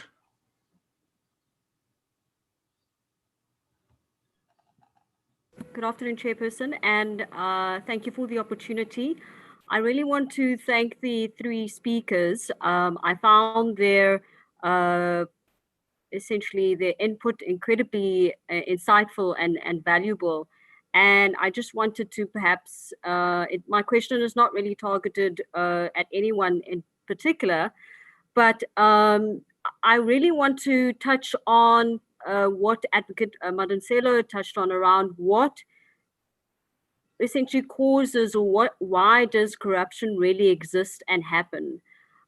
If we look at some societal factors that are listed in different studies, things such as low levels of democracy, low press freedom, and weak civil participation are listed as some factors. I would argue that in the context of South Africa, we do not necessarily have low levels of freedom of press or democracy, and we have a very strong and active civil society. And so that would then essentially move me towards focusing on perhaps the institutional challenges that we face. The OECD Development Center and the UNDP did a study around the characteristics and the factors that can be attributed to corruption. And they listed just a couple of things, such as high levels of bureaucracy, inefficient administrative structures, large number of complex restrictive regulation coupled with inadequate controls. They essentially believe that these are some of the main characteristics, particularly in a developing country or nation context, that allow corruption to thrive. And so I wanted to get the speakers' views on those factors or characteristics, and do they believe that if we create a far more effective, less complex, less restrictive regulations, that those things institutionally may move us towards seeing less maladministration and corruption within our public institutions. Thank you, Chairperson. Thank you, Councillor Lindberg. All right, there are no other hands, so we're going to deal with the three questions on hand. The first one is the comments from Councillor Hendrickson. Are there any one of the speakers who want to comment on it regarding the audit reports on service delivery and the management report?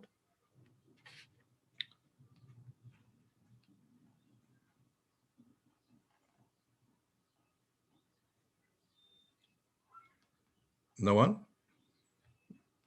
No one to say anything on those issues.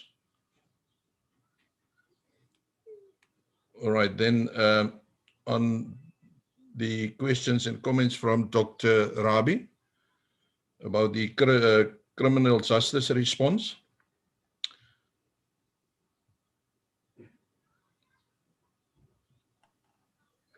Sorry, Anyone? Chair. Sorry, I couldn't mute myself. Can I? It's Anton. Yes, Minister. I want to come in on the first one, and to Councillor Hendricks, I think we need to have a discussion with the AG's office as well. I think it's a very, very important question. From where I'm sitting, the management report is a management report. It's for the manager to deal with.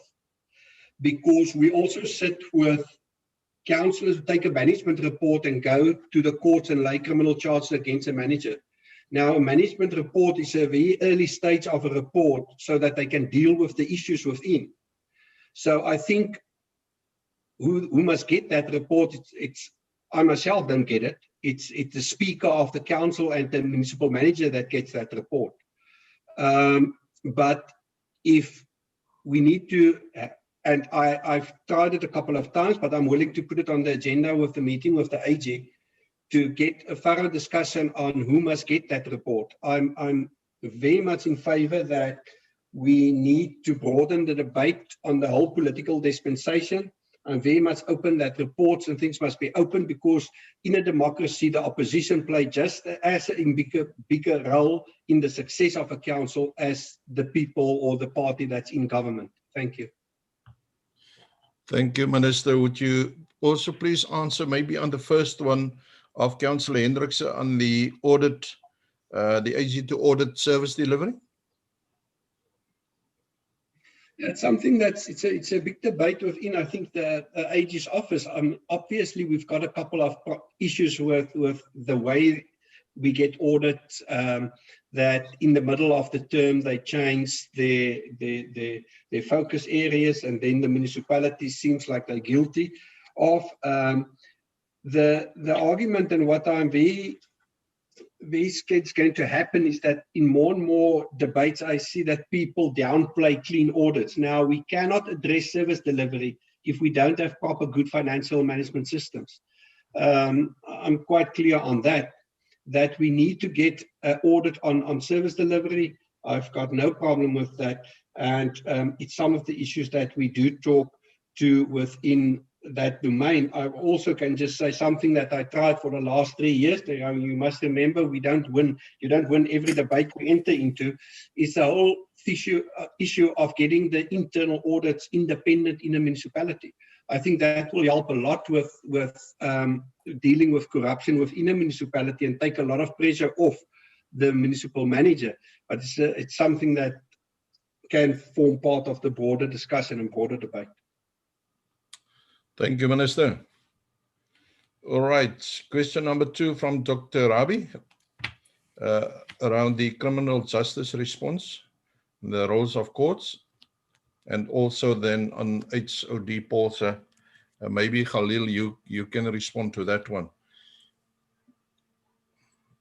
Chair, maybe I could come. Maybe I could come in briefly. Okay, Mr. Singh. Thank you. First of all, I just wanted to acknowledge Councillor Hendricks's comment, and I think the AG has made some statements about wanting to do service delivery audits, and I think that there are some interesting innovations taking place. I think particularly now we're seeing these sort of real-time audits taking place in relationship to some of the COVID-related spending. And I think this is important because I think a lot of times, like with investigations, audits oftentimes happen a long way down the line from when the misconduct or maladministration will have taken place. So if there's capacity within the AG's office to be conducting audits, closer to the time when spending is taking place, then in some cases, I think that can be very effective.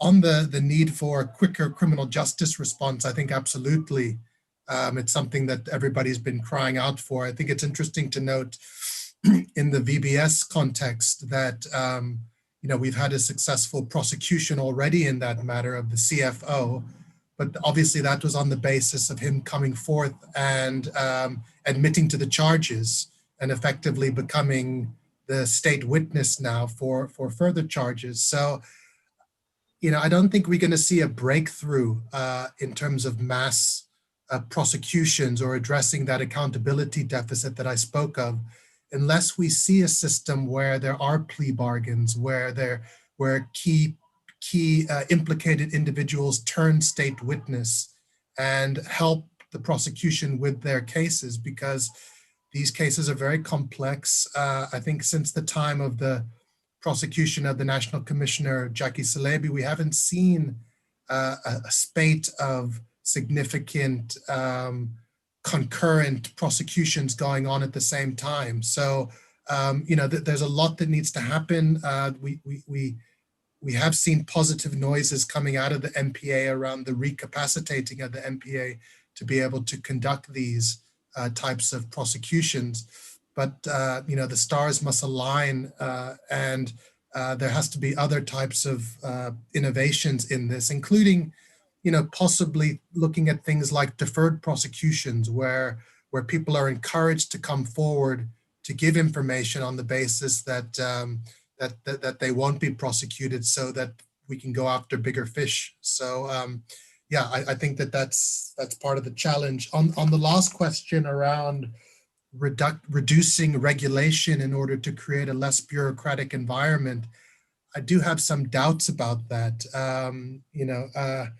If we look at the COVID procurement corruption that's taken place, it did take place in a context where a lot of the regulations were relaxed in order to allow for emergency procurement to take place. And I do feel that created a more lax environment and created more potential risks for procurement irregularities to take place. So when we talk about the reduction of regulations, I think we need to tread carefully when it comes to that one.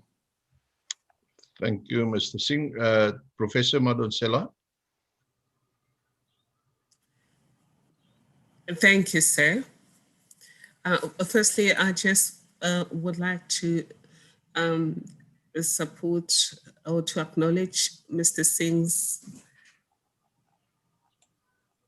suggestion that we do need to some kind of arrangement that enables people to self-disclose, whether it's plea bargaining or what I called it an amnesty, but there has to be some inducement for people in the system to come out.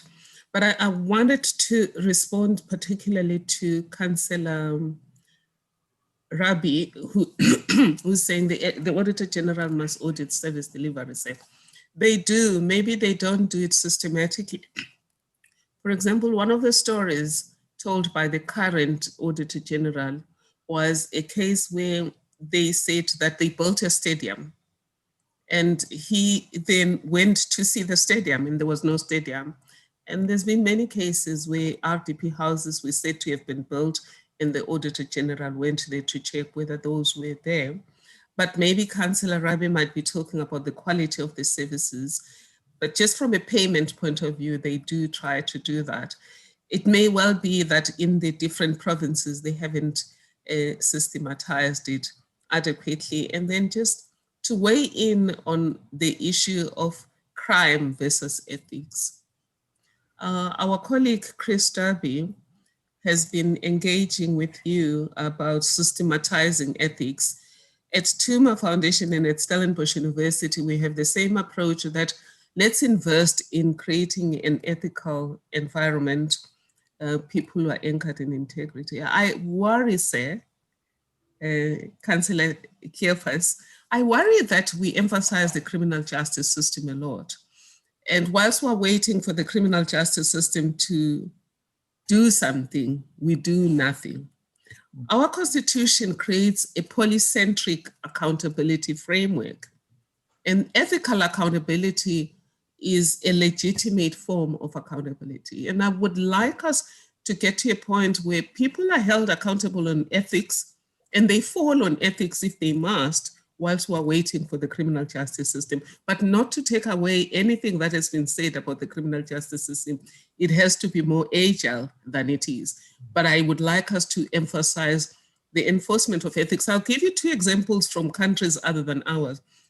In Sweden, there was a case where a minister had bought chocolate, Toblerone chocolates with government money, and somehow forgot to pay. I don't know.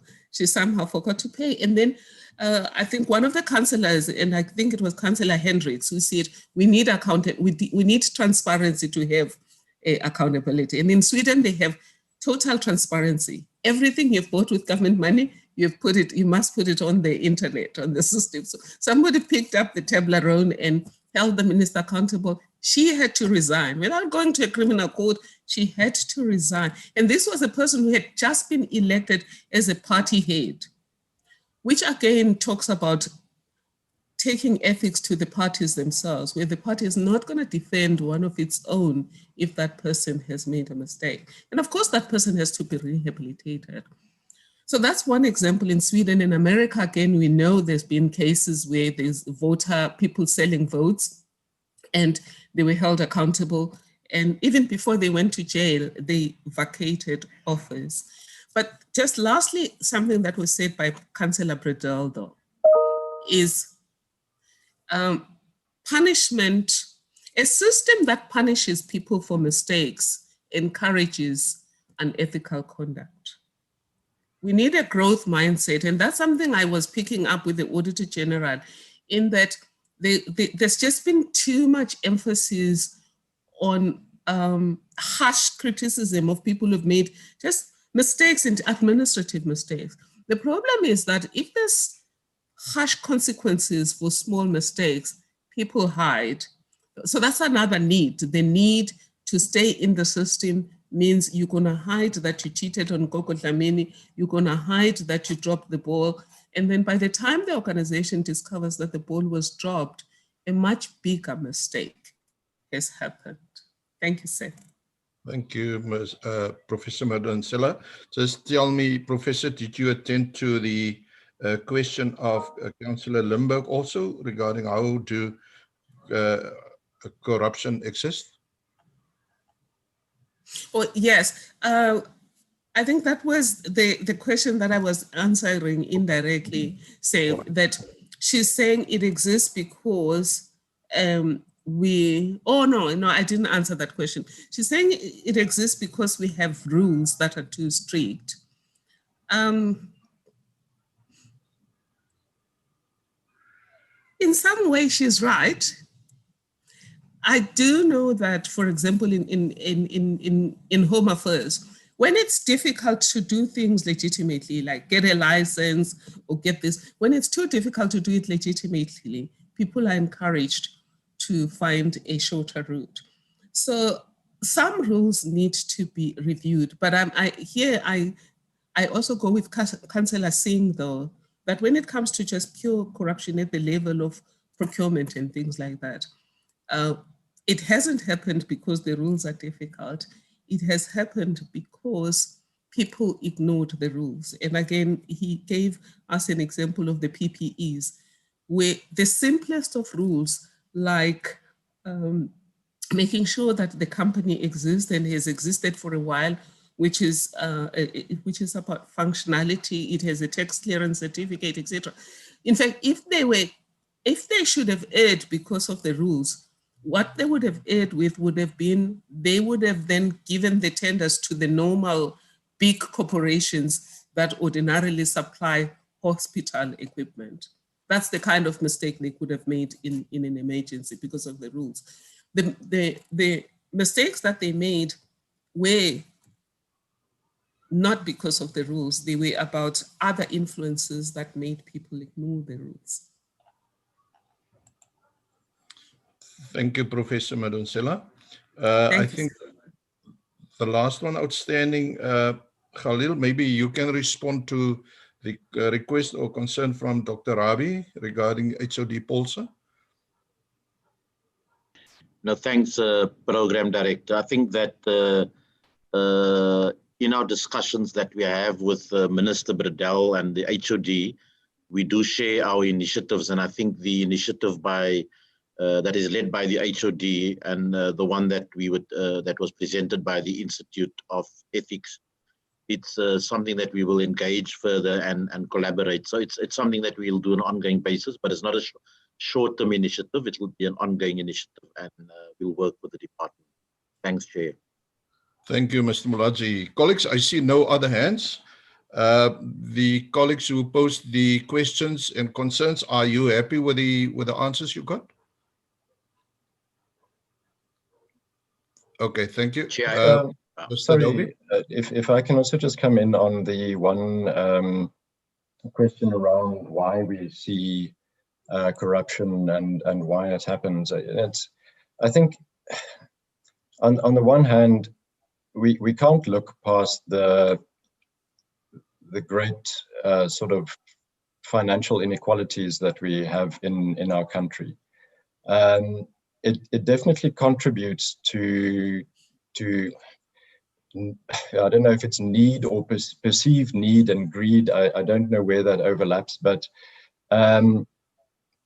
it definitely is more difficult, and that's some of the issues that I find in terms of councillors. You know, put yourself in the position of a councillor who doesn't necessarily have a professional education, is now for the first time in a position where they are earning a decent salary, and they can have a standard of living that's different to the one that they had before. That type of scenario. Now, add to that they only have that for 5 years, and they need to please certain people in the process to make sure that if they want another 5 years, that they get that. So the chance of that person fulfilling their role in terms of oversight and accountability is very slim. Firstly, they don't necessarily have the skills, and secondly, they don't have the personal freedom to actually do that. And we talk about accountability and transparency as being critical elements. But yeah, some of these, we put people in very difficult positions and then ask them to behave in a saintly manner. And these are sometimes also people who are not necessarily financially independent in a way. So yeah, I'm not saying that these are things that excuse certain behaviors, but I think it explains some of it. I would like to say something about that, sir. Yes, Professor. Thank you, Councillor.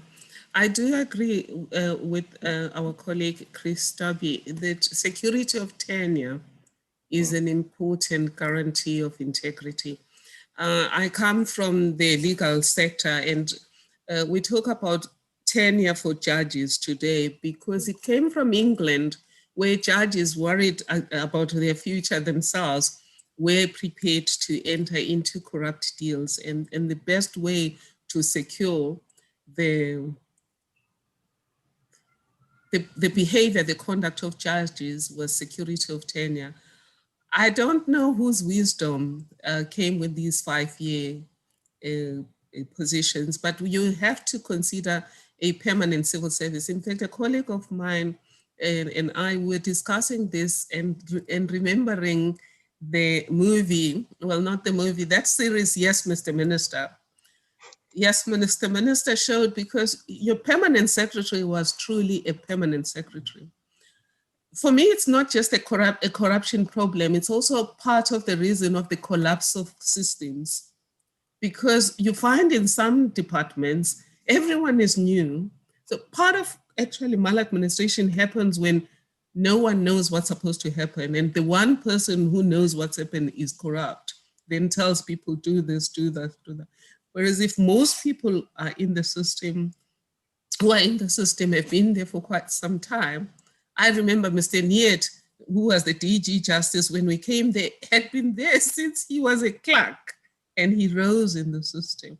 I would say we do need to do something about security of tenure for the HODs and municipal managers, and also look at also a much more fairer and much more transparent way of removal, a more depoliticized way of their removal, because they don't serve the politicians.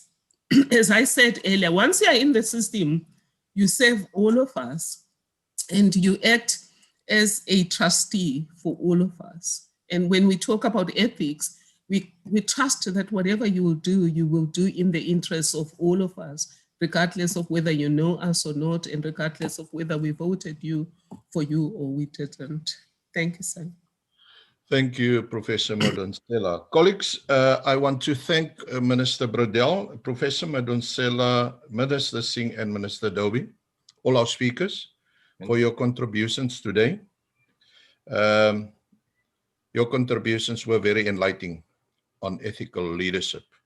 And I want to ask you, keep up the good work you are doing in our country. Colleagues, and that brings me to the end of my session. Thank you for bearing with me. So I hope that you will still be tuned in with our next session. So I'm Harold Klufas for SALGA in the Western Cape. Over to our studio in Strand Street, Cape Town. Thank you.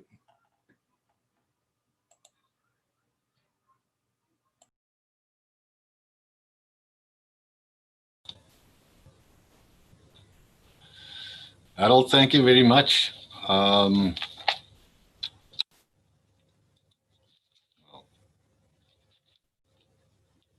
everybody hear me? We can hear you, Chairperson. Okay, all right. I just want to kill this hand quickly. All right, there we go. Harold, thank you very much for that previous session. I think it was an excellent session. We've also received really good feedback on various platforms from various people. So thank you very much for that. We're into session number 3. And then we'll also deal with the graveyard session number 4 after this. But it's not for me to talk. I want to hand back to Professor Thuli Madonsela. I said to you earlier that I'm very excited to hear her speak this afternoon, and she's got all my attention in the previous session. So we'll hear what she has to say during this session. And I'm also told that she will introduce Dr. Wendy Stone and Dr. Polly. And they are going to tell us about a pilot project that the Stellenbosch Social Justice Program is doing in the Swartland municipality, or in the area of the Swartland municipality. So without any further ado, we have now all listened to Professor Madonsela before, and we all know her. I don't have to introduce her to you. So Professor, please take it away.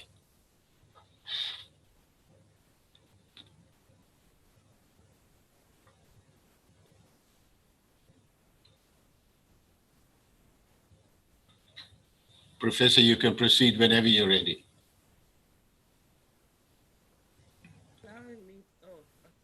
Sorry, it wasn't allowing me to unmute. Thank you, sir, for that very kind introduction, and thank you for the privilege of having my team from Stellenbosch University together with the PLS, Dr. Paddy Lehontla, to come and talk to you about a project that we're doing in partnership with you as SALGA. Firstly, the Social Justice Chair at Stellenbosch University was established to advance social justice, to harness academic excellence, academic scholarship, and use these to help government to plan better and to plan better policies in fidelity with the Constitution when it comes to advancing social justice. When COVID-19 came up, we brought together a mini think tank to look at how government is responding to COVID-19 and to ensure that those responses were in line with social justice dictates of the Constitution. And in that process, we had our first roundtable that came out with different initiatives that we could undertake to support you as you are governing to ensure that your responses to COVID-19 and the recovery period is aligned with the social justice dictates of the Constitution. And one of the projects that we have been initiated in this regard is a poverty and equality mapping process. It's part of making sure that we use data analytics to plan policies that are more responsive to the challenges we seek to address through governing. And you do know that one of the greatest challenges we have as a country is poverty and inequality, mostly inherited. But if you may know, another unit at Stellenbosch University that also works under the same think tank that we have on social justice released a report on new wine in new wine schemes. And that report is again also saying that we could do better in our response to poverty inequality if we use data analytics to think ahead of implementing our policies or think ahead of designing our policies about how these would impact on different wards, different municipalities, different groups in society, older persons, younger persons, etc. But if you are going to use data analytics to advance social justice or to plan better, you need information. And therefore, this project is about getting that information. And thank you for agreeing to work with us on this. And hopefully, this information will be available to you to plan better, because we have no doubt that you want something that works. You want to comply with the Constitution, you want sustainable communities, and you want socially cohesive communities. And that can only be done when our policies lead to shared prosperity and sustainable environments. With me is Dr. Paddy Lekgotla. You know him as the guy with the yellow suit when he was the statistician general. We also have a talented young person who's hit the ground running in joining this team, and she's actually leading, or well, she is Dr. Lekgotla's understudy, and her name is Dr. Wendy Stone. I don't see her, but Dr. Wendy Stone will be the person who will be talking to you now and then about this project. I'm going to hand over to Dr. Paddy Lekgotla, who has a presentation to present to you about what the project is about and what your role is expected to be, and what value do we think this is going to add to your governance challenges. Thank you. Over to you, Dr. Paddy Lekgotla. Thank you very much, Professor Madonsela, and I'll be sharing my screen. I must say I've listened with a lot of animation in an animated fashion in the earlier discussion, which was truly very, very good. And to try and add to that discussion, I know the subject I have to deal with is not that, but I think I need to share a personal story about Professor Madonsela when she was the public protector and the role she had to play when one of my employees had gotten in an accident with a member of the public and destroying her source of income. And for 3 years, this I was not aware of. And by the time I got involved, the matter had prescribed, and the laws were saying it has prescribed. And as they say, he couldn't be guilty. And I thought that this doesn't look like it's justice. It looks like we are giving people law instead of justice. So I approached the public protector and said, public protector, there is this problem. I think we are giving society law here. Can you intervene? And she did. And within 2 months, the problem was resolved. STSA had to pay the owner of the taxi. And over time, that person in Mangaung, Mr. Lechesa, has increased his fleet and is living better. But at the time when he was like that, he was getting diabetic and all kinds of things. So the issue of ethics, the issue of ethical leadership, the issue of understanding and dealing with Gogo Dlamini at all times is very important. But that is not the subject of today. Today the subject is about poverty and inequality mapping, a social justice project, and that tries to understand this from disaggregated data, matching between resources and need, and what the role of data will be in order to cement better institutions and the people, and people as the public. By way of background, this was, as Professor Madonsela has already described, it's led by herself, and it was established as after a digital roundtable, and it focuses on understanding poverty and inequality at the world level. And that can be done through poverty mapping. It looks at food security and other social rights, how they have been affected during this period of COVID-19. Education, what about the rule of law and policy tracking? Could we infer any gender biases in the way the law and the COVID-19 relief programs were implemented? What happened to the economy and economic rights, and the question of health and mental health, those were the programs of the social justice COVID policy. And the aim is to go national, but first, of course, we need to work with Swartland municipality for a number of reasons. Swartland accepted and agreed that we can work with them. And of course, in Swartland, we have a person, Mr. Emil Bekuli, who through that process, we understood that we can work with Swartland. It's always connection with people for common good. The convenience of logistics, because we are actually piloting.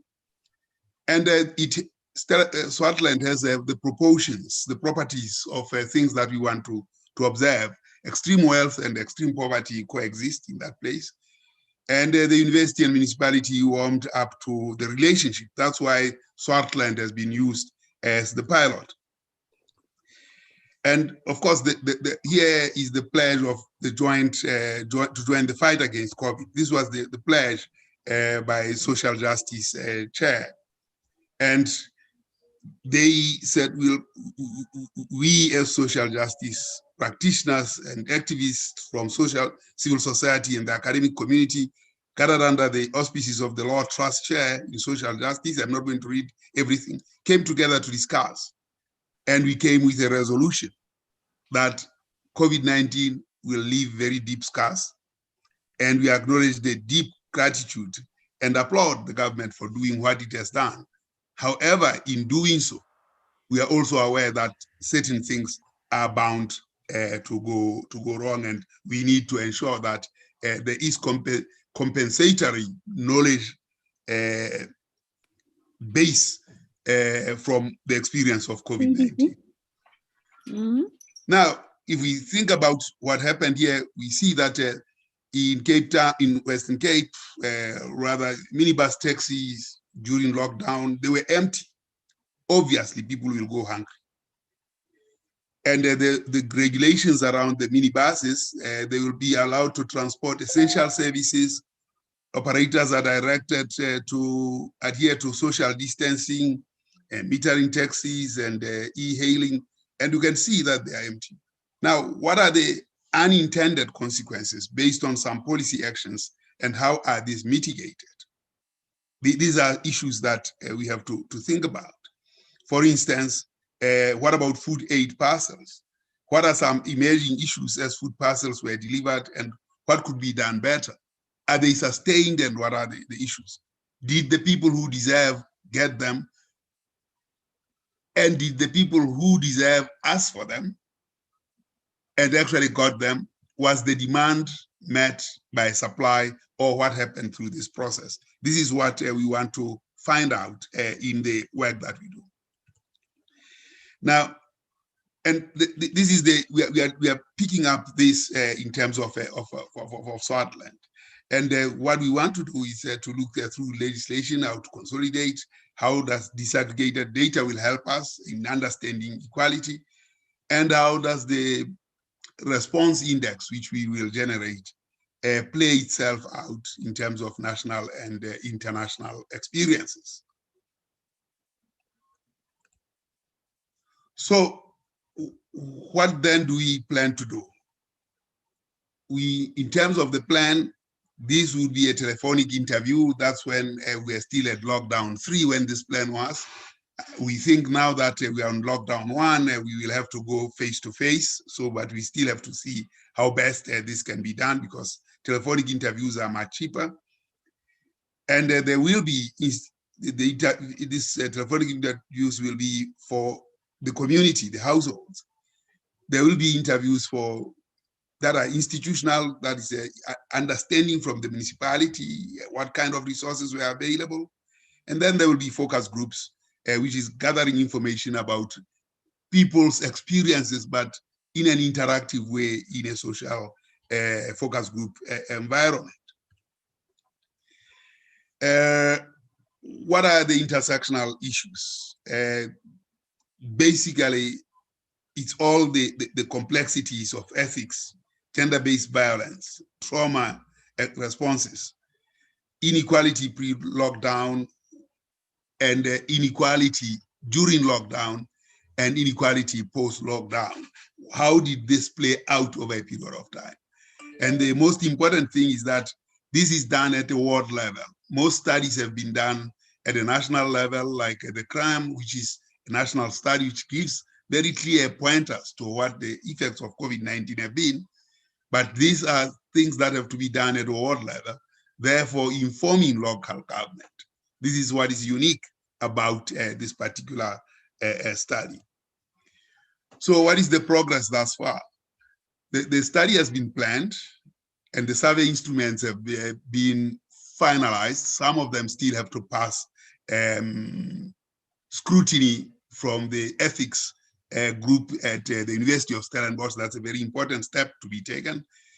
There is an MOU that has to be signed with SALGA. There is an MOU that has been signed with Swartland municipality, but there is need for an overarching MOU for SALGA, so that when we think about rolling this out nationally, we are all on the same page. The sample design has been set for the pilot, and the sample size fits within our resource framework, and will give us some insights as to how then we move to the next national study. Of course, we have spoken about the ethics committee at the University of Stellenbosch that requires a number of aspects of the information so that we can meet the requirements and treat the respondents with respect. And then, of course, the deployment strategy is also finalized. And when we go into field and get the results, there will be expected lessons from the survey that we trust we can share with SALGA. These are the references in terms of how do you do poverty, or rather references for materials that we displayed around taxis and so on. And then, of course, who are the team? Professor Thuli Madonsela is the program sponsor. Ms. Mana Lawrence, program leader. I am an expert research advisor. Wendy Stone is a project manager. Dr. Thomas Ferreira is poverty mapping expert. And Mr. Emil Vekul was the person who handed this over a period of time and made the right, almost the project initiator. So whatever I said, there is coronavirus, but it exists within a bigger program from social justice. But we need to understand what coronavirus effects have been, because those effects are going to be long with us.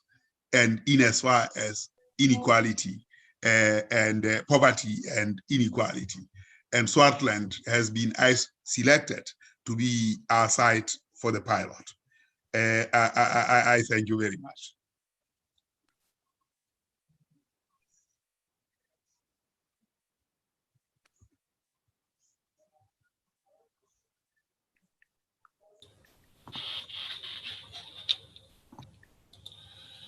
I am told, Professor, that you will also introduce Dr. Wendy Stone. Is that correct? Well, we were going to co-present. In terms of co-presenting, one would listen, the other one will present. So that's what we have done. I'm not sure whether she was going to be in the presentation because she was going to have an assignment at about 4 o'clock, I think. But if she's there in the meeting, she can actually come in. Yes. Okay. All right. Well, I don't see her, but she's welcome to come in if she's in the meeting. In the meanwhile, I apologize. I have asked that questions to you be put in the chat function. I have not received any. So let me just ask the question whether there are any questions to you, or I think let's first give an opportunity to Swartland Municipality to respond. Who will speak on behalf of Swartland Municipality, and then I'll open it up for questions.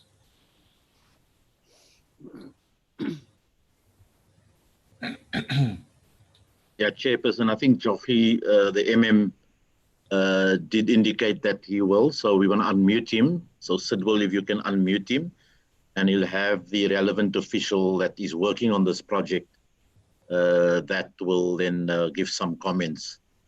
Can I just check if Mr. Joffrey Spolz, Sidwell, do you see the MM? Oh, the mayor is there. Maybe, yeah, Mr. Mayor, you want to respond? Mayor Timon van Essen, you want to respond? I'll unmute you, right? So you just put on your mic now.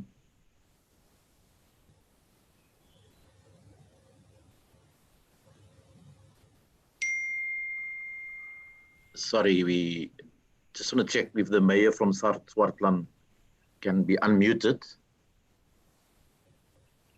There we go. Sorry for that. I was not part and parcel of that, and I want Jochie Scholz and Joanne Krieger to help me out there. And I was not involved in the total, and I have not meet one of the recipients and one of the professors that maybe in the next few weeks I meet them, but I was not part and parcel of that. Sorry about that. Mr. Mayor, that is absolutely perfect. Thank you for putting you on this, or I apologize for putting you on the spot. We have called for the MM, Jochie, but I have not seen him yet. I don't know, maybe they are still busy trying to mute him or to unmute him. But I can't see him on my screen. Obviously, I don't see everybody. Yeah. So maybe Chairperson, if I could quickly, I spoke to the MM before the PMA. He did say he was gonna. They just signed the agreement, I think, a week ago, but he was gonna get Joanne to respond. But if they're not here, I think we can proceed, Chairperson. Okay. All right. Let us ask quickly whether there are any questions to Dr. Polly. I don't see any in the chat room, and I also don't see any hands. So can I close it then? All right. There I see a hand from Derek Hendriksen. Derek, please proceed.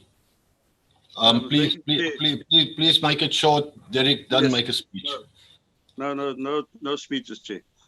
This is a very important project they're busy with. I just want to question, taking everything into account and COVID and the knock-on effect that this will have, even if they lift COVID tomorrow. What is the time frames that they will think out to make this a practical implication for municipalities to address this need? But Chair, and also about who's going to fund to address this need, because surely an expectation might be created from the local communities that this poverty and inequality will be addressed. But I think municipalities generally will be also under great financial strain as it is, and is the intention that they will look at national government to come on board to try and address the financial need that comes with this project. Thank you, Chair. Okay, thank you for that, Derek. Dr. Polly, would you like to respond to that? Basically, for the timeframes. I'll give the first response, and Professor Madonsela, I'm sure, will bring a perspective to the question itself. Our time frames were, when we go into field, it should take us about 3 weeks to get the data, and then another 3 weeks to get the results out. So that's what we had hoped, that we could actually deal with this at the time of the peak of the coronavirus, and then continuously run the survey.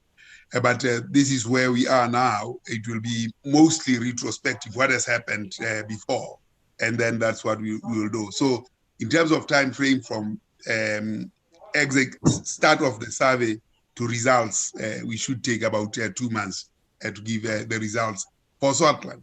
But for the whole country, it's going to be a very massive survey. We have to plan, we have to raise resources and all that. In relation to raising expectations, yes, indeed, when you ask people whether this or that happened, you know that there are expectations that may be raised. But there is also value in knowing, and the municipality knowing, because the level of problems and challenges were multiple and occurred at different levels. What we want to understand is what were the levels of those problems and how did they manifest and what were their impact. And of course, one would have to ask, did you get what you got sufficient? And that question is bound to raise an expectation that perhaps if I answer this way, it may, but that's the nature of what research does, and it has to be managed and it has to be explained that we would like to understand what coronavirus was, how it impacted on you, how it has left you, and what needs still need to be met.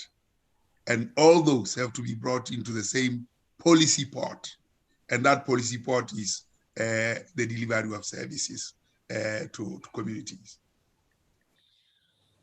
Thank you, Dr. Pali. I've received a question here in the chat function from Councillor Yandela, I believe he's from Stellenbosch.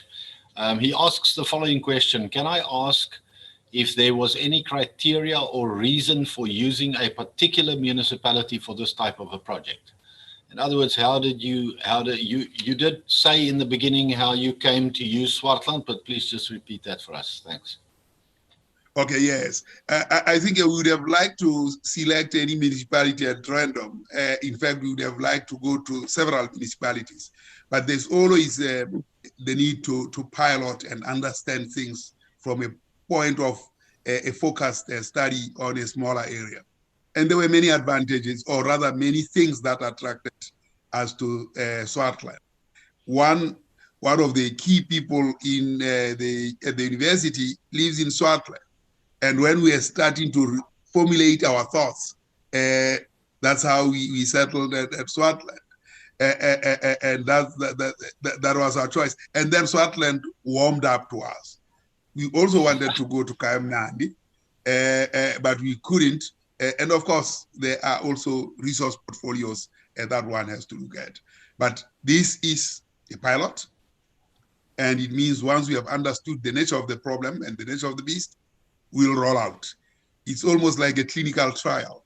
You don't start with it to the entire population. You have to start somewhere and move to the wider community. Thank you, Doctor. Thank you very much. Professor Madonsela, any closing remarks from you?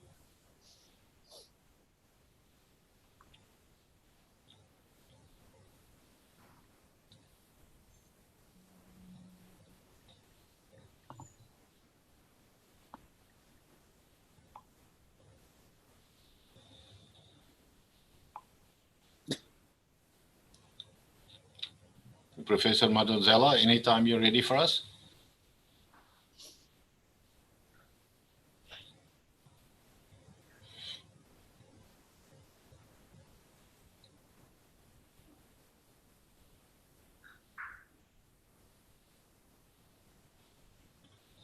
Okay. I think I see Professor Madonsela is unmuted. Maybe she just left her computer for the time being. I think, shall we step off the session then? and into session number 4.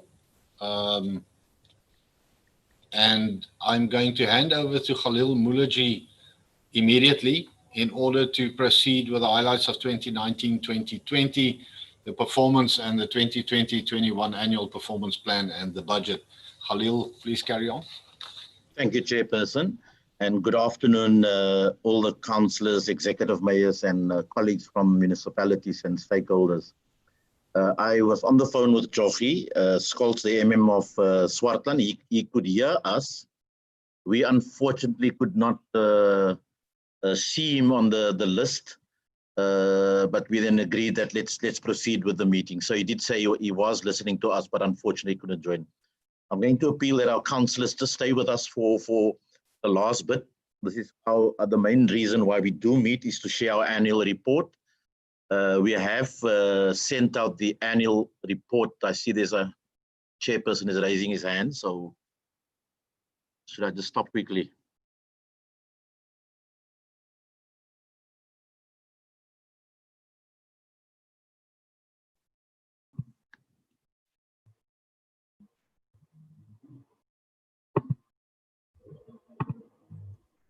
Sorry, Chairperson, it says I'm muted. But well,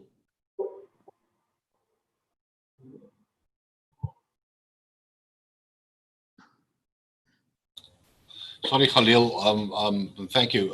It's a bit of an issue to get unmuted. But be that as it may, I saw that Professor Madonsela came up, and I just before you start, I wanted to find out from her whether she had any closing remarks on the previous session just before we start.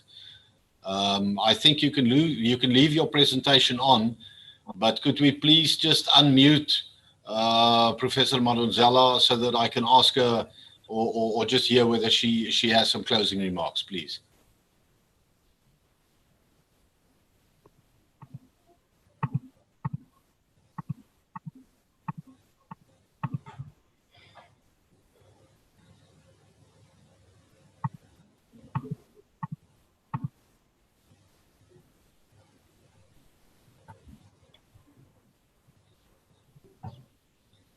Chairperson, Okay, it looks like can I proceed? Yeah, no, it seems to me it's not working, so please proceed. Okay. So what I've done, Chairperson, is like I said, we've shared our annual report. There's a very lengthy presentation that we've emailed to all of the delegates and stakeholders. So I've shortened the email just to highlight our performance at a national level, and I'll indicate some of the provincial activities that we've achieved. And then we'll go straight into the annual financial statements, which the CFO, Ms. Matetwa, will share. And then we'll end off with the presentation on our annual performance plan for 2021. So this is just a dashboard, and I'm not going to go through this in detail to show that 2017, 2018, 2018, 2019, 2019, 2020, what our achievements have been, and you'll see there are one strategic objective around support to regional economic strategies that we have not achieved in 2019-2020, which is the year under review. And the rest we've all achieved, and so we have a good achievement record for the 2019-2020 financial year. The Deputy President of SALGA spoke to the Systems Amendment Bill in detail and the Structures Amendment Bill, so I'm not going to talk about that. Just to mention that we have lobbied for our concerns that was raised by local government around the municipal cost containment regulations. We are lobbying and lobbied for the broadband to be a fifth utility, and that's an ongoing discussion. We've also lobbied for local government's role in electricity generation. The minister announced that municipalities will be able to procure, and that's an ongoing discussion that we have. I think there's developments in that area. We've also looked at or developed proposals around the policy and legislative gaps on water and sanitation, and lobbying around that with the Department of Water and Sanitation. The Deputy President have covered the issue of the National Land Transport Act Amendment Bill, so I won't go into that.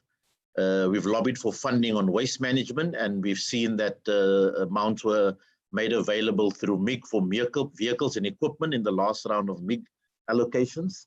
Then also we've been engaging, just around the infrastructure financing stakeholder engagement, which we requested the National Treasury and Moody's Credit Rating Agency. We've also presented research on the feasibility of establishing a district collection agency. That's ongoing discussions. The debt owed to municipalities is also an ongoing discussion.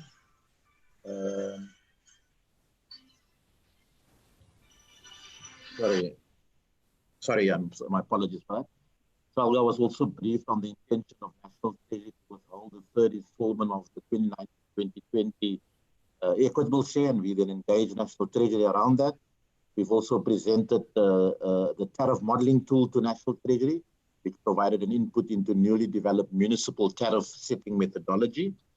This is just a slide showing the various, the role that we played around employer role and the labor-related matters, the disciplinary hearings, the general labor-related matters, conciliations, arbitrations, disciplinary hearings. And you can see the figures there for 2019, 2018, and 2017, and how those figures are rising, showing the support we're providing to municipalities. This slide just shows the work that we've done in the province around the HR profiling and maturity assessment. We've supported Knysna, Gardenroute, Mossel Bay, Overstrand, and Theewaters and Saldanha Bay local municipalities in the 2019-2020 financial year. This is the slide showing the number of capacity building initiatives that we've rolled out and the number of councillors and officials that have benefited from this capacity building program. And then it also shows some of the statistics around municipal health service summit discussions, the health risk waste management tool, the municipal and some of the training around the second annual local government talent management seminar, the third annual local government performance management seminar, and the number of participants around that. Then we've also provided advisory support to municipality on the implication of the Constitutional Court order declaring the Municipal Systems Amendment Act invalid.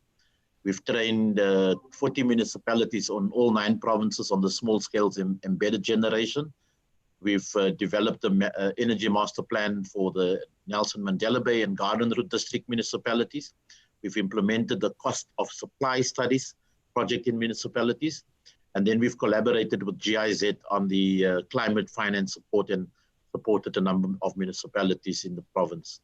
And we've also assisted municipalities with waste management bylaws. On this slide, I think just to highlight that we've had the 4th Karoo Small Town Regeneration Conference. And from that conference, we're now rolling out the Regional Spatial Development Framework for the Karoo region. Here, we also just want to highlight the position paper with the primary focus of creating an enabling environment for the sector to flourish and for the creation of employment opportunities. We also have done the trade and investment study, which is being finalized in consultation with research and other organizations. 26 municipalities were supported to establish AIDS councils. And we've also looked at the functionality and supported municipalities to improve their functionality. Through the EU program, we've supported 3 municipalities in the province, Witzenberg, Oudtshoorn, and Prince Albert on a few initiatives, public participation, etc., and performance management, and also community service or designing sustainable community service plans. 62 municipalities nationally were supported in the Municipal Audit Support Program. We have supported the municipalities in the Karoo district as well as Oudtshoorn and Kanaland. And then we've also, in partnership, facilitated a workshop with municipalities on their credit rating methodology. Here we've conducted an assessment on the public-private partnerships, a catalog of the financing options that are available, established an infrastructure grants community of practice. And then with the Canadian funding, building inclusive green municipalities, have had asset management and climate change workshop and support to municipalities. We've engaged the issue around ESCOM debt at the interministerial task team. Ongoing discussions, not resolved yet, but it's been 2019, 2020, and still discussing that. We have now successfully lobbied that the SDA is the route to go for municipalities to exercise credit control. However, post the 2019-2020 financial year, we're now into more technical discussions around the risk assessments and legal compliance for a SDA to be implemented. And that's a task team between National Treasury, COCTA, SALGA, and ESCOM. ESCOM is raising a number of risks, and we are responding to that. So yeah, that's sort of in a nutshell, Chairperson, some of the highlights just around the strategic profiling at the international level, our participation in some of the international organizations, international conferences, the UCLG presidency meeting, etc. So those are the list of engagement we've had. This just shows our performance, 3% that we have not achieved, which I highlighted at the beginning. And that one is specifically around the review of the Spatial Transformation Index that was not conducted. The CFO will now just quickly go through the annual financial statements, and then I'll go into the slides that deal with the 2021 performance plan. Over to you, CFO. If you, Sidwell, can unmute the CFO. Thank you, Khalik, and good afternoon, Chair, and good afternoon to all the Provincial Members Assembly and councillors and all protocol observed. Indeed, we've had a very good performance for the year 31 March 2020, largely due to the increase in the revenue as part of our strategy. And we've seen our operating expenditure slightly increase, but we are putting more efforts in making sure that we cut costs within the organization. And that really speaks to the operating surplus that we have achieved of 6.8 million, as well as our cash balances have improved in the current year, and that's taking us to the surplus of 40.5 million during the year 31 March 2020. Next slide, Khalik. So in terms of the revenue mix, as you may be aware, colleagues, SALGA's revenue is mainly made up of the levies that we receive from all the municipalities, and 5% is from the COCTA grant that we receive. And unfortunately, our other revenue has declined slightly, and that's something that we are looking into going forward. Next slide, Khalik. In terms of expenditure, our expenditure really talk to what SALGA is about.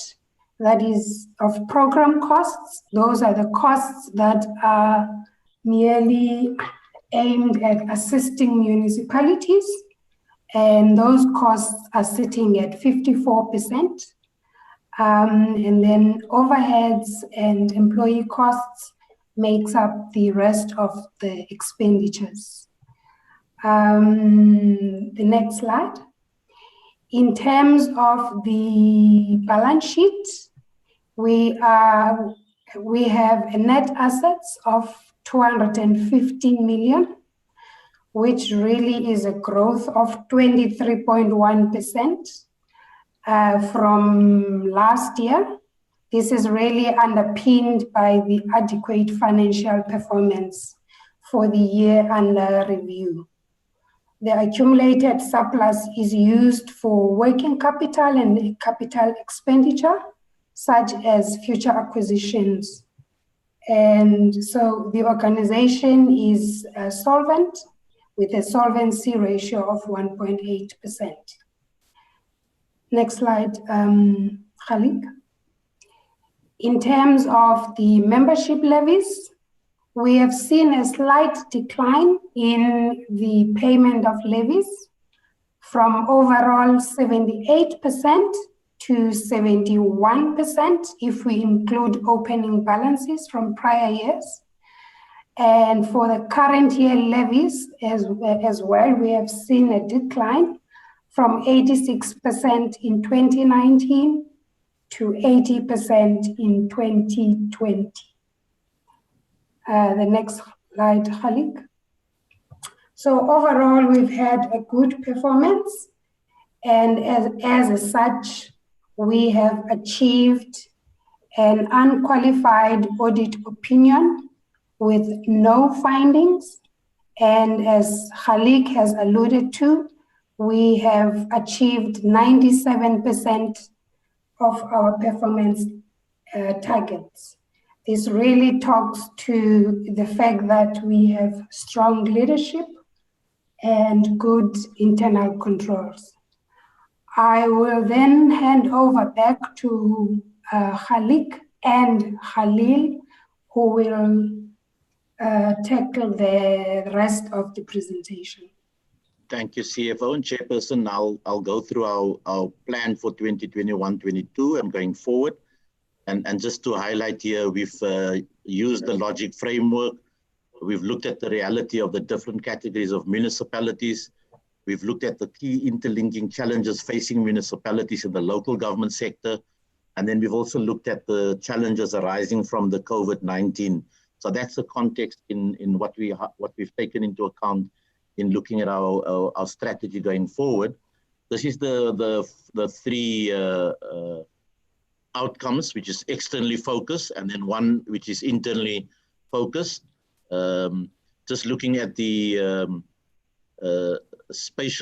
outcome one, which deals with municipalities with sustainable, inclusive economic growth, underpinned by spatial transformation.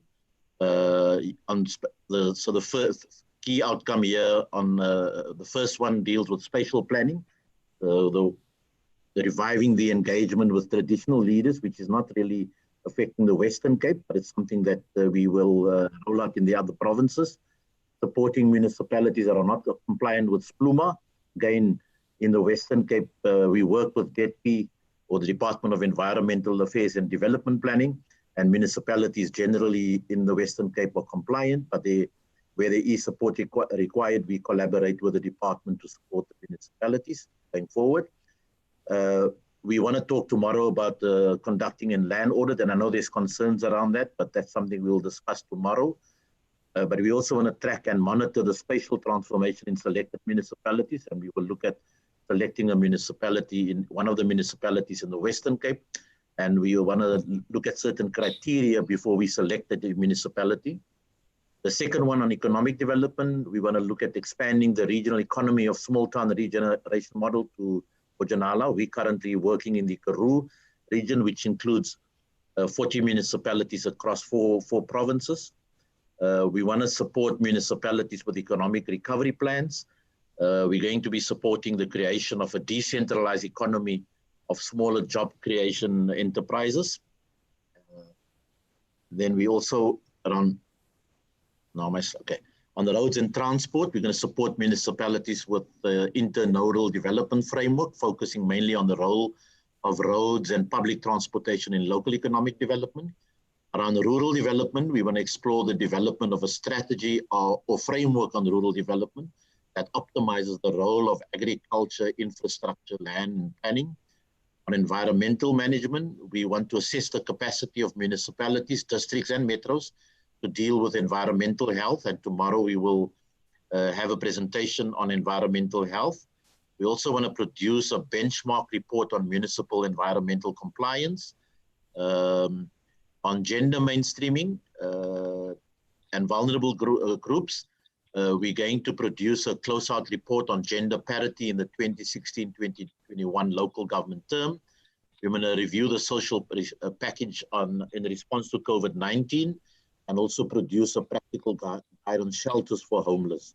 On safety and security, we work through the security clusters to review and develop a strategy on law enforcement in municipalities, including bylaws. And here we're working with the Department of Community Safety around the district community safety plans, but also with the City of Cape Town around a bylaw on unlawful land occupation and the role of law enforcement. On disaster management, we want to conduct an assessment on performance of disaster risk management, fire and emergency services. On infrastructure financing, we're going to be supporting municipalities to identify and package bankable projects for funding. Around the focus area of outcome 2 on good governance and resilient municipal institutions. Here we're going to work on competency assessments, performance management, fit for purpose organograms, as well as the accountability and consequences framework, which we spoke about early on. We also want to look at municipal interventions around the intergovernmental support and monitoring interventions framework.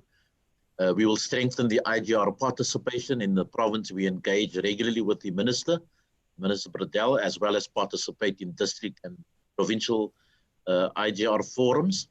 On municipal audit support program, we are working with a number of municipalities to improve their audit outcomes. And many of you will know Dr. Len Mortimer. We've also drawn him in to assist us at a technical level. And I've dealt with the accountability and then also the multi-year salary wage collective agreement. It's open for negotiations in the next few months. We will be doing our consultations with municipalities and already given the big concern of the impact of wages has or salaries and wages has on the municipal budget. It's a discussion that we're going to have when we start talking about the next round of salary wage negotiations. We've also been consulting municipalities around the pension fund restructuring and the wage curve. We will now be facilitating the implementation of those discussions. And then we'll continue our representations and support to municipalities around conciliations, mediations, and arbitrations. We will also look at the functionality of local labor forums and provide capacity buildings where municipalities require that. We have a very effective task job evaluation governance process in our province, and we'll continue to support that process. And then we'll also facilitate SALGA's application to the Department of Employment and Labor to acquire their license to provide compensation benefits. We'll continue with our capacity building programs, but we're also going to do some local government data intelligence. That's something that we will be engaging with municipalities around that. Outcome 3, around the financial sustainability and local government fiscal equity. On the non-revenue water, we will be designing a non-revenue water program, and here we'll work with the Department of Sanitation as well as the provincial government. And we want to look at a web-based platform on innovation and technological solutions on water and sanitation. On energy and electricity, we're going to develop guidelines and strategies for smart and efficient credit control in municipalities. Also proposals for regulatory framework to include sustainable municipal tariffs. We will support municipalities to implement small-scale embedded generation, and we'll do that in collaboration with GIZ and agree on a framework of the service delivery framework agreement with Eskom. So that one, engagements will continue with Eskom. So it's on waste management, identify and support selected municipalities to comply with the MIC conditions. Then also support municipalities to perform their authority functions where municipalities require those support.